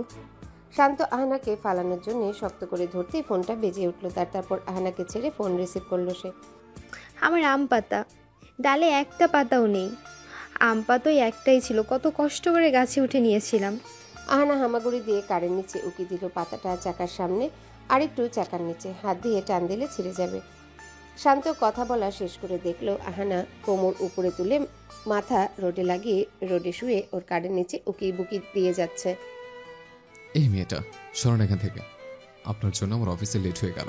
শুনুন না, আমার আম পাতা আপনার কারের চাকার সামনে, একটু কারটা পিছনে নেন না, আমি পাতাটা নেব। আহা, আপনি আমার রিলেটিভ হন নাকি বন্ধু বান্ধব, কোনটা? আপনার জন্য আমি এত কষ্ট কেন করব? এমনিতে আমার অফিসে লেট হচ্ছে। Bye, see you never. তার মানে আপনি আমার আম পাতাটা মারিয়ে যাবেন? দরকার হলে ঘষে রোডের সাথে মিশিয়ে তারপর যাব। শান্ত কারের দরজা খুলে ভেতরে বসে সিট বেল্ট লাগাচ্ছে। আহানা মুচকি এসে ফ্লাইওভারের সাথে হেলান দিয়ে দাঁড়ালো। শান্ত আহানার হাসির কারণ কি বুঝলো না। গাড়ি স্টার্ট দিয়ে জাস্ট 6 সেকেন্ড গিয়ে কারটা থেমে গেছে। টায়ার পাঞ্চার, এতক্ষণ তো ঠিক ছিল।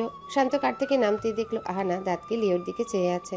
শান্ত টায়ারটা ভালো করে চেয়ে দেখলো একটা পিন আটকে আছে।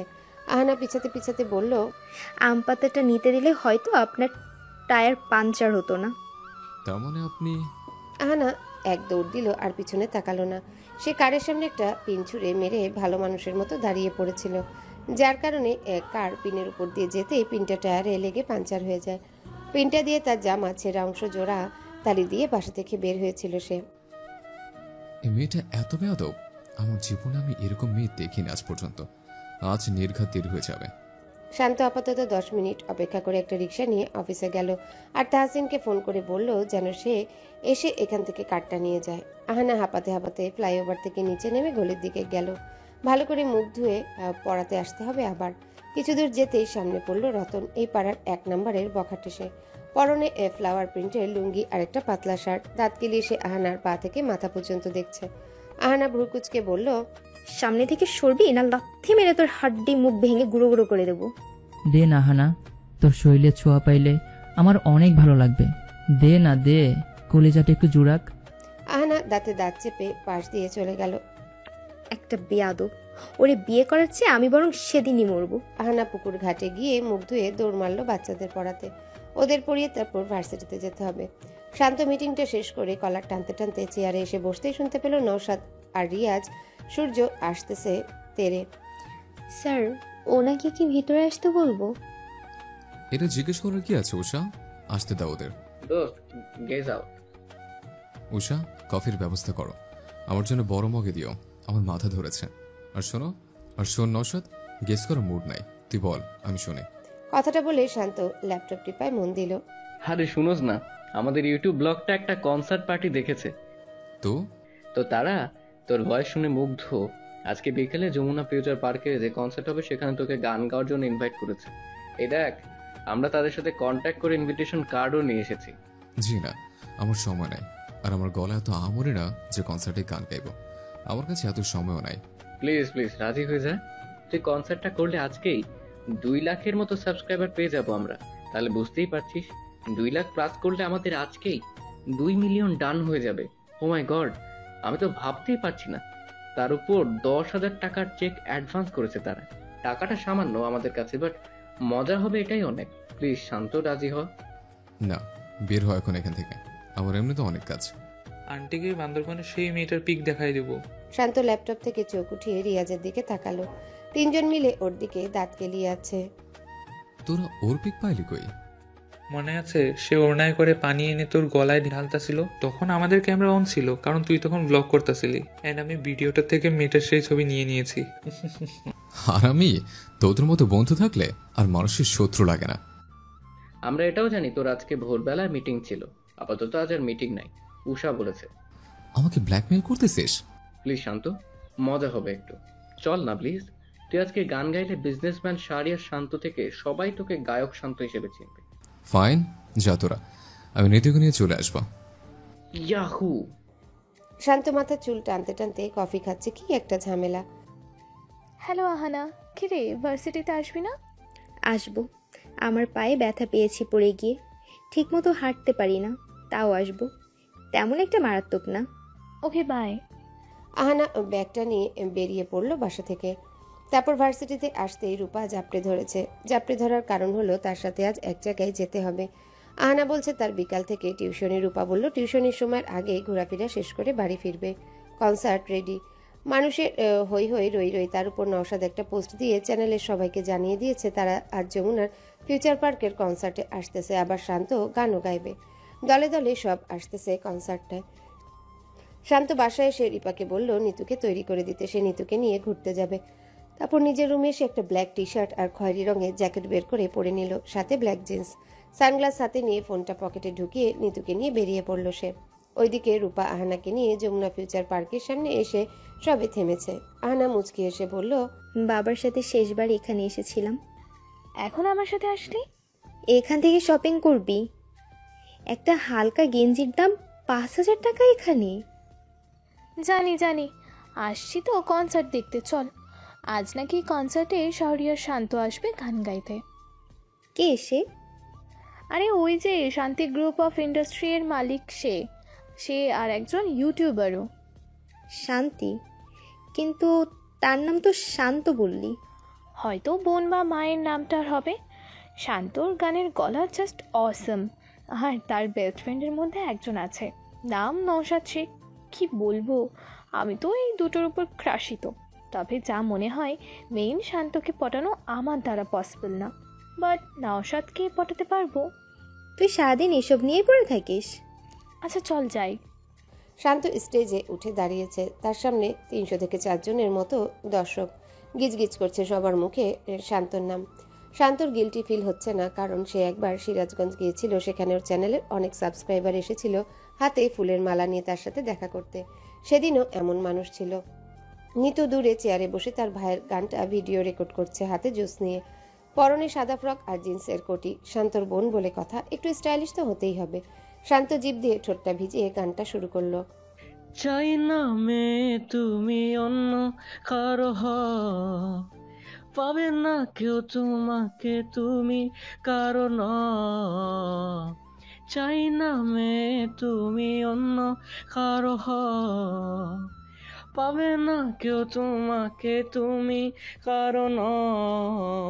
তুমি তো আমারই জানো না হো হে হৃদয় তোমারই হো। তোমাকে ছাড়া আমি বুঝি না কোনো কিছু যে আর পৃথিবী জেনে যাক তুমি শুধু আমার। তোমাকে ছাড়া আমি বুঝি না কোনো কিছু যে আর পৃথিবী জেনে যাক তুমি শুধু আমার। কাম অন ইয়ো ইয়ো। হৃদয়ের নীল আকাশে স্বপ্ন আমার ওড়ে, ভেঙে যায় আমারই মন অভিমানী ঝড়ে। হৃদয়ের নীল আকাশে স্বপ্ন আমার ওড়ে, ভেঙে যায় আমারই মন অভিমানী ঝড়ে। তুমি তো আমারই জানো না হো এ হৃদয় তোমারই হো। এই গান শুরু হয়ে গেছে মনে হচ্ছে, দৌড় দে। রূপা আহানার হাত ধরে দৌড় দিল। দুজনেই কনসার্টের মাঝখানে চলে আসছে দৌড়াতে দৌড়াতে। আহানা মাথা উঁচু করে তাকালো সামনের দিকে। শান্তকে দেখে চোখ কপালে তুলে ফেললো সে। চোখটা ডলে আবারও তাকালো। না, চোখ তো ঠিক আছে। তাহলে এটা সেই লোকটা, আবার গানও পারে। কিরে জোশ না? প্রচুর গানের মতো লাগে। কচুর গান মানে? মানে প্রতি লাইনের সুরে আমার হাত পা চুলকাচ্ছে, তাই এটা কচুর গান গাইতেছে লোকটা। যে মেন শিল্পী তার কণ্ঠে ভাল লাগছে, এই লোকটা গানকে কচু বানাই দিছে, আমার তাই হাত পা চুলকাচ্ছে। ধর এসব কি বলিস? কি সুন্দর লাগছে ওনার গলায়, আহা শান্ত। বাই দ্য ওয়ে, নওশাদ কোথায়? আজ মিট করেই যাবো তার সাথে। ব্র্যান্ডেড লিপস্টিক দিয়ে আসছি শুধুমাত্র নওশাদের সাথে কথা বলবো বলে। তবে আগে শান্তর সাথে কথা বলা ট্রাই করব। আহানা মুখ বাঁকিয়ে পিছনে ফিরে চলে যেতে নিতেই সবার ধাক্কাধাক্কিতে আবারও আগের জায়গায় চলে আসলো। বিরক্তি নিয়ে সে এদিক ওদিক তাকিয়ে যাচ্ছে। শান্ত গান শেষ করে দর্শক সবার দিকে তাকালো ভালো করে। তাদের মাঝে একজনকে সে চিনতে পারলো। প্রথম থেকে 3টে সারির পরের সারি অর্থাৎ চতুর্থ সারিতে আহানা দাঁড়িয়ে আছে। মুখ বাঁকিয়ে তার চোখও শান্তর দিকে। শান্ত সেদিকে চেয়ে ভ্রু কুচকে মাইকটা হাতে নিল। হ্যালো এভরিওয়ান, আমি আজকে আপনাদের সাথে একটা কথা শেয়ার করতে চাই।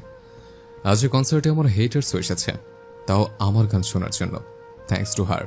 সবাই চিল্লায় বলছে সে কে।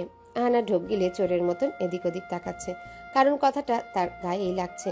শান্ত মুচকি এসে স্টেজ থেকে নেমে চলে গেল। বেয়াদব একটা, আর একটুর জন্য গণধোলাই খেতাম আমি। এই আহানা চল না প্লিজ প্লিজ, শান্ত আর নওশাদের সাথে কথা বলবো, একটু চল না প্লিজ। আমি কেন যাব? তুই যা।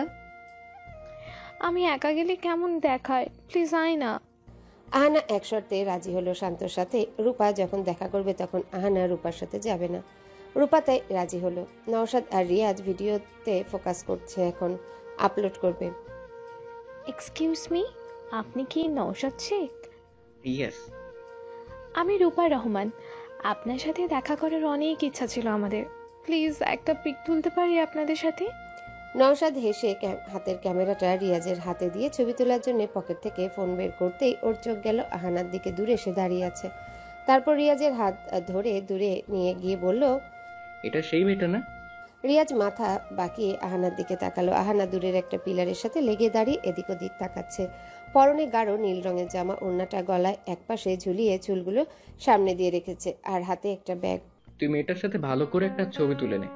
শান্তকে হাতে রাখতে হলে এই পিকগুলো কাজে লাগবে আমাদের। ঠিক বলেছিস। আচ্ছা miss Rupa, if you don't mind আমরা কি এখানে কফি খেতে যেতে পারি 5th ফ্লোরে? ওয়াও, তাই? আসুন, আপনার বান্ধবীকেও বলুন আসতে। রূপা এক দৌড়ে আহানার হাত ধরে বলল আসতে। ওই লোকটা নাই তো? না, কোথাও তো দেখলাম না, তুই চল। ওকে। আহানা যমুনা ফিউচার পার্কের 5th ফ্লোরটা ঘুরে ঘুরে দেখছে। রূপা গালে হাত দিয়ে নওশাদকেই দেখে যাচ্ছে, আর রিয়াজ লুকিয়ে আহানার ছবি তুলছে। আহনা, এদিকে আয়, কফি এসে গেছে। আহানা এসে বসতেই দূর থেকে শান্তকে দেখতে পেল। সে ফোনের দিকে তাকিয়ে আসছে। সে সাথে একটা ছোট্ট মেয়েও আসছে। মেয়েটার চেহারা দেখে মনে হয় শান্তর বন্টন হবে, চেহারায় অনেক মিল। শান্ত ফোনের দিকে তাকিয়ে তারপর নওশাদ রিয়াজের দিকে তাকিয়ে চেয়ার টেনে বসে গেল। Shanto, guess what? Meet Rupa and Ahana. কে? আহানা? শান্ত পাশে তাকিয়ে দেখলো আহানা দাঁতে দাঁত চেপে উঠে চলে যাচ্ছে। রূপা ওর হাত ধরে আটকে কি সব বলছে ওকে, মনে হয় থাকার জন্য রিকোয়েস্ট করছে। এই মেয়েটি এখানে কেন? আমরা দেখেছি, ভাবলাম তোর চেনা জানা মেয়েটা আমাদের সাথে কফি খাক, আর রূপা আমার ফ্যান, তাই ফ্যানকে তো এইটুকু কদর করাই যায়। ফ্যান? এই মেয়েটা আমার শত্রু। আমার গান শুনতেছিল এমন ভাব করে যেন সে লিরিক্স বুঝতেছে না। মনে হয় স্টেজে এসে আমাকে সরাই দিবে আর নিজে গান গাইবে। ভাইয়া, এই আপুটা কে? একটা ছবি তুলি। নিতু, দরকার নেই কিসের ছবি। মাকে যদি কিছু বলছো তা তোমার খবর আছে, ভুলে যায় সব। আর তোরাও বলিহারি। এই মেয়েকে আমি চিনি, এটা তোদের কে বললো? আহনা প্লিজ, আমার জন্য একটু থাক, কফি খেয়েই চলে যাব। প্লিজ থাক না। লোকটা ভালো না, তুই বুঝিস না কেন? আমি থাকবো না। হ্যাঁ প্লিজ, তুই আমার বেস্টি না, আমার মন রাখোস না। ফাইন। আহানা হেঁটে গিয়ে চেয়ার টেনে দুম করে বসলো। শান্ত ফোন থেকে চোখ তুলে ওর দিকে তাকালো সাথে সাথে। রূপা আর ঢুলে ঢুলে বলল, আমি আপনাদের সবার সাথে একটা ছবি তুলি। তুলেন। রূপা ছবি তুলছে আর আহানা শান্তর দিকে একবার দুবার তাকাচ্ছে, এমন ভাবে তাকাচ্ছে যেন কাঁচা গিলে খাবে। শান্ত তো চেয়েই আছে ওর দিকে। সকালের টায়ার পাঞ্চারের কথা মাথায় আসতেই মন চাচ্ছে ওরে জ্যান্ত কবর দিয়ে দিতে। ভাইয়া, আপুটা অমন করে তাকাচ্ছে কেন তোমার দিকে? মেরিকের অসুখ তো, তাই জুতা সকালে সব ঠিক হয়ে যাবে। আহানা চোখ রাঙিয়ে বলল, আপনার তো চোখই নষ্ট। কাঁচামরিচ কুচি করে চোখে মাস্ক হিসেবে লাগিয়ে রাখলে চোখ ঠিক হবে আপনার। ও মাই গড, সত্যি? আহানা নিতুর প্রশ্নে কিছু বলল না। নিতুর দিকে তাকিয়ে হাতের কাছে যে কফির মগ পেল সেটা হাতে নিয়ে এক চুমুক দিয়ে আর গিলতে পারল না। একটুও মিষ্টি নাই, অনেক কষ্টে গিলে এখন ড্যাব ড্যাব করে সেদিকে চেয়ে আছে। এই কফিতে কি ওরা চিনি দিতে ভুলে গেল? ওয়েটার, আরেকটা কফি দিয়ে যান উইথ আউট সুগার। আমারটা কাকে নিয়ে আছে। আহানা রাগে গজগজ করতে করতে উঠে চলে গেল। আরে আহানা, দাঁড়া, যাইস না, আর একটু থাক। আহানা আর থাকলো না, চলে গেল সোজা। যাক, বাঁচলাম। শোন শান্ত, আহানার অনেক ছবি তুলেছি আমরা, এবার আমাদের কথা মতো ট্রিপে যাবি তো? না হলে পিকটা আন্টির হাতে যাবে। গেলে যাক, আমার মা এরকম ত্যাচের মেয়েকে পছন্দ করবে না। আহানা বাসায় এসে ব্যাগটা রেখে দৌড় দিয়ে চলে গেল টিউশনি করাতে। মা জানো, ভাইয়া আজ শপিং মলে একটা মেয়ের সাথে যে ঝগড়া করছিল। মা মুচকি এসে নিতুর দিকে চেয়ে ভ্রু কুচকালো। মা, ভাইয়া আমাকে ছবি তুলতে দেয়নি, তবে নওশাদ ভাইয়া বলছিল তার কাছে নাকি ছবি আছে। কথাটা শুনে মা মাথা নাড়ালো। শান্ত বিছানায় হেলান দিয়ে ইউটিউবে তার গানটার ভিডিও দেখছে। স্যার আসবো? রিপা, আসো। স্যার, নিতু মামুনির পরীক্ষার রেজাল্ট বের হয়েছিল আজ। কি গ্রেড আসছে? বাংলাতে 50 আর বাকি সব প্লাস আসছে, কিন্তু বাংলায় নাম্বার কম আসছে। ও বাংলা এত খারাপ কেন? 3টে টিচার রাখছে কি জন্যে? নিতুকে ডাকো। নিতু মাথা নিচু করে দূরে দাঁড়িয়ে আছে, তারপর পা টিপে টিপে আসলো। শান্তর সামনে এসে দাঁড়ালো সে। কি ব্যাপার নিতু, এসব কি শুনছি আমি? তুমি বাংলাতে কম নম্বর পেলে কি করে? ভাইয়া, আমাকে যে টিচার বাংলা পড়ায় উনি বেশিরভাগ ইংরেজিতে কথা বলেন, আমার বাংলা বুঝতে প্রবলেম হয়। রিপা, তুমি কাজ করো, নিউ টিচার খোঁজোর জন্য। এখন যে বাংলা টিচার আছে সে বাদ, এমন একজন টিচার আনবা যেন সে শুদ্ধ বাংলা ভাষায় কথা বলে এবং মার্জিতভাবে মৃদুকে বাংলায় পারদর্শী করে তুলতে পারে। ওকে স্যার, আপনার কথা মতো আমার চেনা জানা একটা মেয়ে আছে, আমার ছোট বোনকে পড়ায়, বাংলায় অনেক ভালো। আপনি যদি বলেন তো তাকে আনাই। ওকে, আনো, সমস্যা নেই। তবে সন্ধ্যায় 6টা আসতে বলবা, আমি নিজের চোখে দেখবো কেমন পড়ায়। ঠিক আছে স্যার। রিপা রুম থেকে বেরিয়ে তার মাকে ফোন করলো। হ্যালো মা, আহানা কি আজকে রুনাকে পড়াতে এসেছে? পড়াচ্ছে তো, কিন্তু কেন জিজ্ঞেস করছিস? শান্ত স্যারের ছোট বোনকেও পড়াতে হবে, বাংলা একটু খারাপ তো তাই। আহানাকে ফোনটা দাও তো। আহানা মা ধরো, রিপা তোমার সাথে কথা বলতে চায়। হ্যালো রিপা আপু। আহানা কেমন আছো?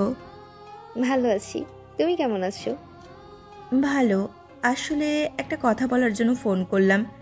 তুমি কি আমার স্যারের বোনকে বাংলা পড়াতে পারবা? পারবো। কখন পড়াতে হবে? সন্ধ্যা 6টা থেকে। আমার জন্য একটু কষ্টের হবে।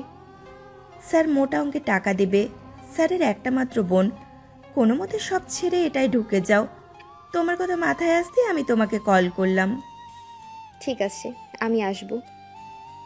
আচ্ছা তাহলে কাল থেকে এসো কেমন? আহানা আজ বাসায় ফেরার সময় মায়ের জন্য তেঁতুল কিনে আনলো, আচার বানাবে। মায়ের তেঁতুল অনেক পছন্দের, আর তেঁতুল খেলে মায়ের প্রেশারের কারণে মাঝে মাঝে যে মাথা ঘোরানি উঠে সেটা চলে যাবে। বাসায় আসতেই মায়ের হাতে তেঁতুল দিল সে। মা তো রেগে গেল, তেঁতুলের পিছনে টাকা কেন খরচ করেছে সেটাই বলে যাচ্ছেন উনি। আহানা মুচকি হেসে বিছানায় পা তুলে বসলো, হাতে মুড়ির বয়াম নিয়ে, আর হেসে হেসে বলল, আরে মা, আমি একটা ভালো বেতনের টিউশনি পেয়েছি। রিপা আপু ফোন করে জানালো। তাই নাকি? তাহলে তো ভালো। কিন্তু সমস্যা আছে, সন্ধ্যা 6টায় যেতে হবে প্রতিদিন। সে সমস্যা না, 7টায় বাসায় ফিরে আসলে আর কোনো সমস্যা নাই। তুই হ্যাঁ বলে দে। বলছি আপুকে যে কাল থেকে আসবো। আমি কাকরোল দিয়ে ইলিশ মাছ রেঁধেছি, তোর খালা আজ ইলিশ মাছ আনছে। হাত ধুয়ে খেতে বস, মুড়ি নিয়ে বসেছিস কেন? কি কাকরোল? আবার ইলিশ মাছ? যাও, আজ আমি ভাতই খাবো না। তুমি জানো আমি তরকারিতে কাকরোল আর মাছের মধ্যে ইলিশ খাই না, আর তুমি সে দুটোই একসাথে রাঁধলে। কি করব, বাসায় তরকারি ছিল না, গাছ থেকে কাকরোল ছিঁড়ে এনে রেঁধেছি। আমি শুধু ভাত আর ঝোল দিয়ে খাবো। আগে বলো খালা কই? তোর খালা খেয়ে দিয়ে আবার চলে গেছে। আহানা মুখটা ফ্যাকাশে করে ঝোল দিয়ে শুকনো ভাত খাচ্ছে। মা বারবার বলছে একটু খেয়ে দেখ, বেশ লাগছে খেতে তরকারিটা। না, সে খাবেই না। আহানা এমন একটা জাতি যে ইলিশ মাছ পছন্দ করে না। রিপা, আমার ইলিশ কই? সব দেখি মিট আইটেম। আমি না বললাম আজ ইলিশ খাবো। স্যার ম্যাডাম রাতছে, আপনি একটু বসুন। রাততেছে মানে? কেমনে রাততেছে? আর তুমি মাকে যেতেই বা কেন দিলা? শান্ত দৌড়ে গেল রান্নাঘরের দিকে। মা হুইল চেয়ারে বসে ইন্ডাকশন ওভেনকে তার সামনে একটা ছোট টেবিলের উপর রিপাকে দিয়ে রাখিয়ে শান্তর জন্য ইলিশ রাখছেন। শান্ত স্বস্তির নিঃশ্বাস ফেলে মায়ের পাশে গিয়ে বসলো। তারপর রিপার দিকে চেয়ে বলল, মা এসব তোমাকে দিয়ে অ্যারেঞ্জ করলো কি করে? রান্নাঘরের সামনে এসে হাত দিয়ে ইশারা করতেছিল, তাই আমি এমন করে ব্যবস্থা করে দিয়েছি। আর করবা না, মায়ের শরীর ভালো না, দরকার নেই এত কিছু। স্যার আপনার ইলিশ মাছ এত পছন্দের যে আমি আজ বুয়াকে দিয়ে 4টে আইটেম বানিয়েছি ইলিশ মাছের, আর তারপরেও ম্যাম ইলিশ মাছের আর একটা আইটেম বানাচ্ছে। আমি ইলিশ দিয়ে সারা জীবন ভাত খেতে পারবো, অন্য কিছু বাদে। মা মুচকি এসে শান্তর মাথায় হাত বুলিয়ে দিলেন। তারপর ডাইনিং এ এসে শান্তর সাথে উনিও খেতে বসলেন। রিপা চামচে করে ইলিশ মাছ ভাজাটা শান্তর পাতে দিয়ে চলে যাওয়া ধরতেই দেখলো শান্তর মা 1 চামচ ইলিশ মাছ ভাজার তেল শান্তর পাতে দিচ্ছেন। রিপা হাঁ করে চেয়ে আছে, শান্ত কিছু বলছেও না, অথচ খাবারের তেল একদমই কম খায় শান্ত। কি জানি শান্ত স্যারের পছন্দ অপছন্দের লেভেল সব উদ্ভট। আমি এত বছর ধরে এখানে জব করি, আজও বুঝে উঠতে পারি না। আজ সারাদিন আহানার ব্যস্ততার ভিতর দিয়ে কেটেছে সব। সকালে বাচ্চাদের পড়িয়ে ভার্সিটিতে যাওয়া, তারপর ভার্সিটি ছুটি হলে 2টা টিউশনি সব শেষ করে বিকালে বাসায় ফিরে একটু ঘুমিয়ে সে এবার গেছে রিপার দেওয়া ঠিকানায়। আজ থেকে নতুন টিউশনি শুরু। বেশ বড় বাড়ি, ভালো বেতন পাবো মনে হচ্ছে। এটার বেতন ভালো হলে বাকি যে 2টা টিউশনি আছে সেগুলো ছেড়ে দেব। এত জানি ভালো লাগে না। গেটে দারোয়ানও আছে দেখছি। রিপাপু কত বড় উপকার করলো আমার। আহানা এগিয়ে গিয়ে বলল সে এই বাসার মেয়েকে পড়াতে এসেছে। ও আপনি নিতু মামুনির পড়াতে আসেন? দাঁড়ান, আমি রিপা আপ্পাকে ডাকতেছি। কথাটা বলে দারোয়ান চলে গেল বাসার ভিতরে। আহানা এদিক ওদিক তাকাচ্ছে। বাসার সামনে একটু জায়গাও খালি নাই যেখানে সূর্যমুখী ফুল নেয়। এটা আবার কেমন বাড়ি? মানুষের গোলাপ পছন্দ হয়, আবার একসাথে অনেক ফুল পছন্দ হয়, আর বাগান করে, সেটা দিয়ে এখানে দেখি চারদিক হলুদ আর হলুদ। আজব বাড়ি তো। এখান থেকে একটা ফুল নিয়ে যাব যাওয়ার সময়। সূর্যমুখী ফুল আমার তেমন পছন্দ না, কিন্তু এতগুলো থেকে একটা নিয়েই যেতে পারি। দেখতে ভালোই। ও মা, গন্ধরাজ ফুল! আহানা গেট খুলে দৌড় দিল সেদিকে। বাড়ির একদম শেষ প্রান্তে গন্ধরাজ ফুলের লম্বাতে বিরাট বড় সারি, একদম 1/2 কিলোমিটার হবে। এত সুন্দর লাগছে, সবুজের উপর সাদা আর সাদা, সব ফুল ফুটে আছে, বেশ লাগছে দেখতে। আহানা একটা ফুল নিয়ে কানে গুজে পেছনে ফিরে তাকালো। গোল করে বিরাট একটা খোলামেলা বারান্দা। মনে হয় যেন বারান্দার সামনে ইচ্ছে করে গন্ধরাজের শাড়ির বিস্তার করা হয়েছে, যাতে বারান্দায় বসে অনায়াসে ঘ্রাণ নেওয়া যায়।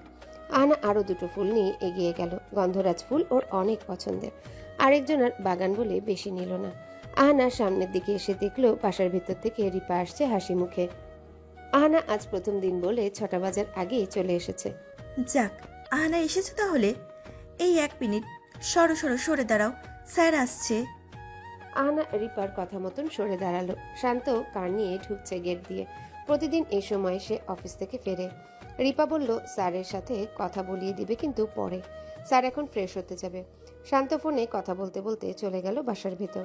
আহানা পাশে সূর্যমুখী ফুলগুলোর দিকে তাকিয়ে দেখছে, শান্তর দিকে খেয়াল করলো না। এগুলো থেকে নাকি তেল বের হয়। আমি কি 1 বোতল তেল নিতে পারবো? তাহলে রান্নার তেল কিনতে হবে না কয়েকদিনের জন্য। রিপা আহানাকে ভেতরে আসতে বলে সেই কখনই চলে গেছে।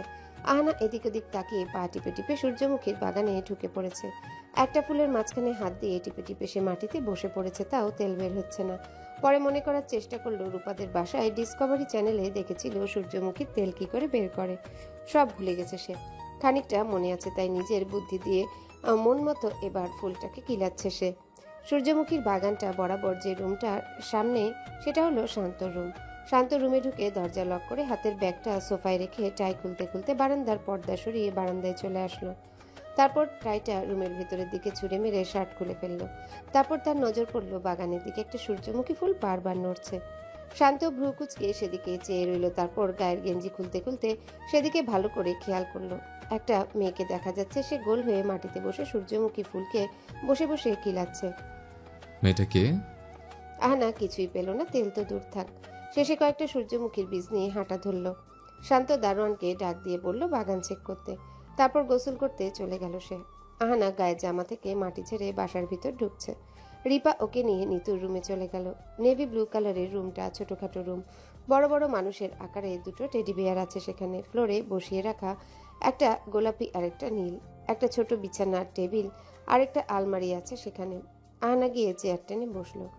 রিপা নিতুকে ডেকে আনতে গেছে। সে তার মায়ের রুমে এখন। নিতু তার রুমে এসে সালাম দিয়ে চেয়ারে টেনে বসতেই আহানাকে দেখে চমকে গেল। আহানাও তাকে দেখে চমকে একেবারে চেয়ার থেকে উঠে দাঁড়িয়ে পড়েছে। এটা তো সেই মেয়েটা যে কালোই অসভ্য লোকটার সাথে ছিল। আরে তুমি আহানা আপু না? আহানা ঢোক গিলে বলল, সরি, আমি ভুল করে চলে আসছি। আহানা ব্যাগ নিয়ে এক দৌড় মারল। রিপা গিয়ে ওকে আটকালো তখনই। আরে আরে, কই যাও? কি হয়েছে সেটা তো বলবা। এরকম চলে যাচ্ছ কেন? নিতুকে চেনো তুমি? আহানা ভ্রু কুচকে বলল, মাফ করে দিও, আমি এই টিউশনি করাতে পারবো না। শান্ত তোয়ালে দিয়ে চুল মুছতে মুছতে দারোয়ানের সাথে কথা বলছে। দারোয়ান জানালো নিতুকে যে নিতু নতুন ম্যাডাম পড়াতে এসেছে, সে সূর্যমুখীর বাগানে ঢুকেছিল। শান্ত ঠিক আছে বলে পিছনে ফিরতেই দেখলো আহানা ভূত দেখার মতো তাকিয়ে আছে ওর দিকে। তারপর চোখ নামিয়ে দৌড় দিল। শান্ত কিছু বুঝে উঠতে না পেরে বলল, দাঁড়ান। আহানা থেমে গিয়ে দোয়া দরুদ পড়া শুরু করে দিয়েছে। আপনি আমার বাসায় কি করছেন? আপনাকে কেন বলতে যাব? আজব তো, আমার বাসায় আসছেন আর বলছেন আমাকে কেন বলতে যাবেন? আমি কি করব না করব সেটা আপনাকে বলতে হবে। আপনার কথার একটু সৌন্দর্য নাই, অলওয়েজ বেছির ভাবে উত্তর দেন।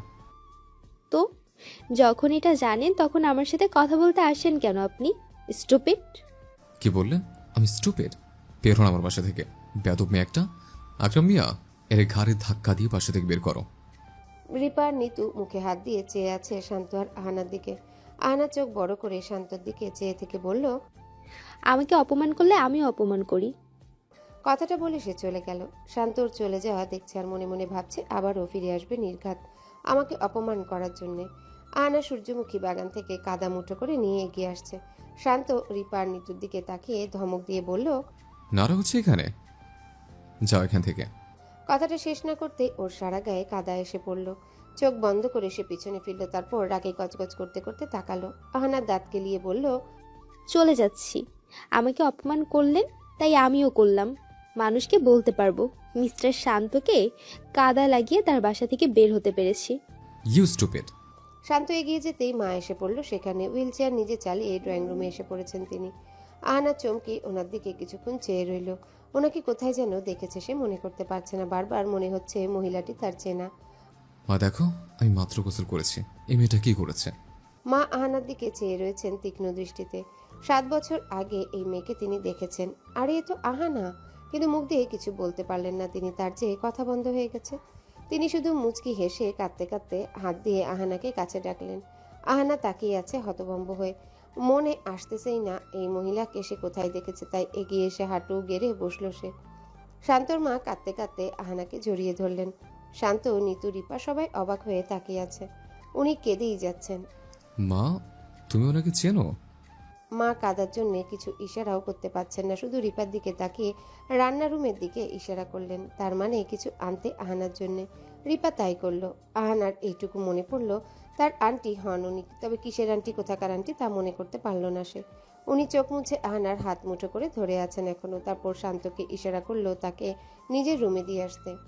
শান্ত আবারও ফ্রেশ হতে চলে গেছে।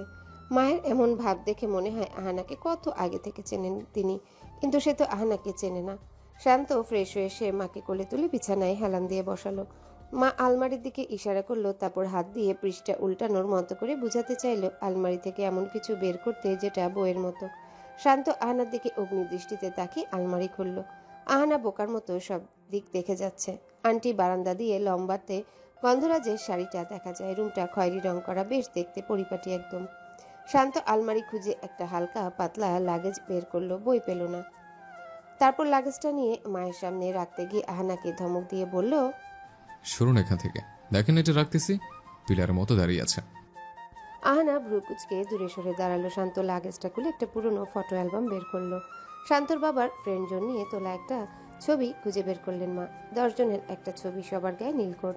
অ্যালবামটা খুঁজে তারপর শান্তর বাবার গলায় হাত রাখা একটা লোককে ইশারা করে দেখালেন তিনি শান্তকে। শান্ত চিনতে পারল না। আহানা মাথা উঁচু করে তাকিয়ে বলল, আরে এইটা তো আমার বাবা। শান্ত চোখ বড় করে আহানার দিকে তাকালো, তারপর মায়ের দিকে তাকালো। মা মাথা নাড়িয়ে আবারও কেঁদে দিলেন। শান্ত এখনো চিনতে পারল না লোকটাকে। কি করে চিনবে? এই ছবি যখন তোলা হয়েছে তখন সে আমেরিকা ছিল, প্রায় 10 বছরের মতন সেখানে ছিল। তবে যতদূর মনে আছে তার বাবার একজন বন্ধু ছিল, আয়াত হক নাম। ছোটবেলায় তার মেয়েকে একবার পানিতে ফেলে দিয়েছিলাম আমি, তখন মনে হয় মেয়েটার বয়স 4 বছর ছিল। তাহলে ইনি কি সে আঙ্কেল? মা, উনি কি আয়াত আঙ্কেল? মা মাথা নাড়ালেন। শান্ত চোখ বড় করে আহানার দিকে তাকিয়ে মনে মনে ভাবলো, এই মেয়েকে ছোটবেলা একবার পানিতে ফেলে দিয়েছিলাম, আর বড় হয়ে ফালাইছি পানিতে। কি মিল! মা আহানাকে হাত দিয়ে ডেকে পাশে বসালেন। আহানা বাবার ছবিটা ধরে সাথে সাথে কেঁদে দিল। মা এবার নিজের কান্না থামিয়ে আহানাকে বুকে ধরে চুপ করে রইলেন আর আহানার মাথা মুছতে লাগলেন। আহানা তার এই আন্টিকে কত দেখেছে, কত রাত আন্টির সাথে সে ঘুমিয়েছে, আর আজ এত বছর পর হঠাৎ দেখে সে প্রথমে চিনতেই পারল না তাকে। শান্তর মা আহানার বাবা ছবিতে আঙ্গুল দিয়ে বারবার কি যেন বলার চেষ্টা করছেন। আহানা আন্দাজেই বলল, বাবাও মারা গেছে। আমরা আপনাদের অনেক খুঁজেছি। পরে বাবার লাশ নিয়ে চলে যাওয়ার সময় অ্যাম্বুলেন্সের লোক থেকে জানলাম যে রিয়াদ আঙ্কেলও কার অ্যাক্সিডেন্টে মারা গিয়েছিলেন। সেই একই কারে বাবাও ছিলেন। তারা দুজনে একসাথে একটা জায়গায় যাচ্ছিল। আমি আর মা আপনাদের অনেক খুঁজেছি, কিন্তু আপনাদের বাসায় এসে জানলাম আপনারা গ্রামের বাড়ি চলে গেছেন। ফোনও বন্ধ ছিল আপনাদের। ওদিকে বাবাকেও কবর দিতে হতো, আর আমরা আপনাদের গ্রামের বাড়ি কোথায় সেটা জানতাম না, তাই আমরা চলে গিয়েছিলাম বাবার লাশ নিয়ে। এরপরে অনেকবার খুঁজেছি, তাও আপনাদের পাইনি। শান্ত গম্ভীর গলায় বলল, আমি আমেরিকা থেকে যেদিন ফিরেছি সেদিন সব ঘটেছে। নীতির জন্ম আর বাবার মৃত্যু। বাবাকে একটিবার জীবিত অবস্থায় দেখলাম না আমি। বাবা কল করে বলছিল হসপিটাল আসতেছে, সেখানে দেখা হবে। বাবাকে গ্রামের বাড়ি কবর দিয়ে আমরা 2 মাসের মতো সেখানে ছিলাম। তারপর আবার ফিরে এসে কয়েক বছর পর নতুন বাসা নিয়েছিলাম, তাই হয়তো আমাদের পান নাই। আহানা শান্তর মায়ের ইশারা বুঝতেছে না কিছুই। শান্ত বলল, আপনার মায়ের কি খবর সেটা জানতে চাচ্ছে মা। আমার মা ভালো আছে, বাবা মারা যাওয়ার পর কত ঝড় যে গেছে আমাদের পরিবারের উপর দিয়ে, এখন ভালোই আছি। আন্টি, আমাদের বাসায় আসবেন একদিন। কে যাবে আপনাদের বাসায়? আমি? জীবনেও না। ও, আপনি না, তুমি তুমি তো অনেক ছোট আমার থেকে, তুই বললেও হয়। আহানা ভ্রু কুচকে বলল, আন্টি, আজ আমি আসি। মা ওর হাত মুঠো করে ধরে রাখলেন, যেতে দিলেন না। রিপা নাস্তা নিয়ে সোফার রুমের টেবিলে রাখছে এক এক করে। আহানা সোফায় এসে বসতেই শান্ত চোখ বড় বড় করে বলল, তুমি আমাদের বাসায় এসছো কি করতে? আহানা রেগে গিয়ে দাঁতে দাঁত চেপে কিছু বলতে যাবে, তার আগেই শান্তর মা ওর দিকে চেয়ে চোখ বড় করলেন। তাই শান্ত আর কিছু বলল না, সোজা নিজের রুমে চলে গেল সে। শান্তর মা আহানার মাথায় হাত বুলাচ্ছেন। শান্ত নিজের রুমে ঢুকে দরজা লাগিয়ে আলমারি খুঁজে একটা ছবি বের করলো। একটা বাচ্চা মেয়ে কোমরে হাত দিয়ে তাকিয়ে আছে। পাশেই সারা মুখে 3 পাউন্ডের কেক মাখানো একটা ভূত দাঁড়িয়ে আছে। ভূতটা শান্ত আর মেয়েটা আহানা। শান্ত যেমন আহানাকে জ্বালাতো, আহানা ওকে খুব জ্বালাতো। ছবিটাতে দুজনেই বেলু। এই বেলু হওয়ার কারণটা হলো তারা ঝগড়া লাগলে একজন আরেকজনের চুল টেনে ছিঁড়ে ফেলার মতো অবস্থা করে ফেলতো। তাই শান্তর মার আহানার মা মিলে দুজনকে বেলু করে রাখতো। তাহলে সেই মেয়েটা যখন আমার সাথে ঝগড়া করতো তখনই আমার বোঝা উচিত ছিল আমার সাথে এমন করে ঝগড়া করতো এই একজনে। এই ঝাঁচের বোতল আবার আমার লাইফে ব্যাক করেছে, তাও ম্যাচিউর হয়ে। এরপর তো তার জ্বালানোর লেভেল আরো হাই। অবশ্য আমিও কম না, এর টাইট কেমনে দিতে হয় জানা আছে আমার। সবার আগে ওরে আমিই তো পানিতে ফেলেছিলাম। যাক, কিছু মনে নাই ওর, এটা ভালো হয়েছে, না হলে এখন চেঁচামেচি করে খান ঝালাফালা করে ফেলতো। শান্ত ছবিটার দিকে তাকিয়ে মুচকি হেসে ছবিটা ল্যাম্পশেডের পাশে রেখে দিল। সেদিন কেক একটু নিয়ে শান্ত আহানার জামাতে লাগিয়েছিল বলেই আহানা গোটা কেকটা শান্তর মাথায় চেপে লাগিয়ে দিয়েছিল। আর আমি এই শয়তান মেয়েটাকে চিনতে পারলাম না।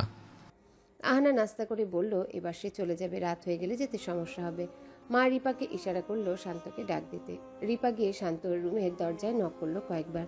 শান্ত ঘুমিয়ে পড়েছিল এতক্ষণে। চোখ ডলতে ডলতে এসে দরজা খুলতেই রিপা বলল মা ডাকছে। শান্ত বাথরুমে এসে মুখটা হালকা ধুয়ে গিয়ে মায়ের পাশে বসলো। আহানা ব্যাগ হাতে নিয়ে দরজার সামনে দাঁড়িয়ে আছে, চলে যাবে তাই। ওকে শান্তর মা থামতে বলল। কেন বলল সে বুঝতেছে না, দাঁড়িয়ে দাঁড়িয়ে সেটাই ভেবে যাচ্ছে সে। শান্তর মায়ের চুলগুলো ঠিক করে দিচ্ছে আর আহানার দিকে কেমন করে যেন তাকাচ্ছে। মা এখন এই রুমে না থাকলে হয়তো আহানাকে ধাক্কা মেরে বের করতো সে। কাদাছোড়ার ব্যাপারটা মাথা থেকে যাচ্ছেই না তার। একটা মেয়ের এত সাহস কি করে হয় বুঝি না আমি। শান্তর মা আহানার দিকে ইশারা করে হাত দিয়ে বাড়ি বানিয়ে দেখালেন, মানে আহানাকে বাড়িতে পৌঁছে দিতে বলছেন। শান্ত চোখ বড় বড় করে বলল, ইম্পসিবল, পারবো না আমি। এর সাথে আমার শুধু ঝগড়া লাগে। আর তখন দেখলো না কেমন করে আমার গায়ে কাদা মেরেছিল? ওর সাথে তো আমার কোনো কথাই নেই, শুধু জানে তিলকে তাল করতে। ওকে আমাদের বাড়িতে আসতে মানা করে দাও। ছোটবেলা জ্বালাইতো আর এখন বড় হয়েও জ্বালাচ্ছে। মা চোখ বড় করে হুইল চেয়ার ঘুরিয়ে নিজের রুমে গিয়ে দরজা বন্ধ করে দিলেন। দরজার নিচে যে ছিটকিনি থাকে সেটাও লাগিয়ে দিলেন। শান্ত মাথার চুল টেনে নিজেকে ঠিক করে উঠে গিয়ে দরজার পাশে গিয়ে বলল, ওকে সরি মা, আমি ওকে দিয়ে আসছি, প্লিজ রাগ করিও না, দরজা খোলো।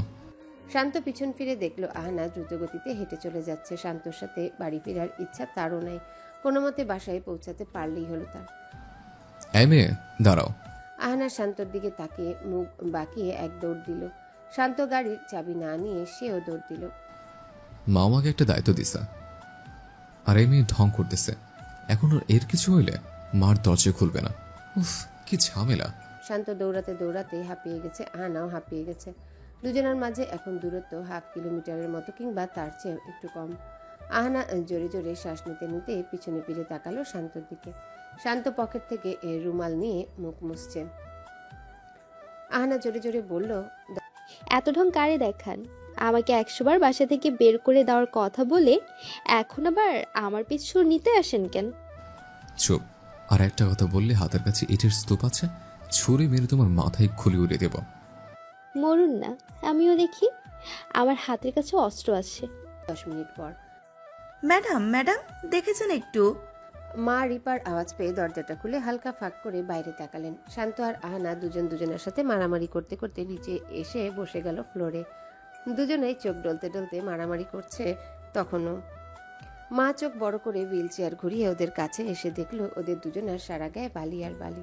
রিপা জলদি করে পানি এনে দুজনের গায়ে ঢেলে দিয়েছে, তারপর টিস্যু দিয়েছে।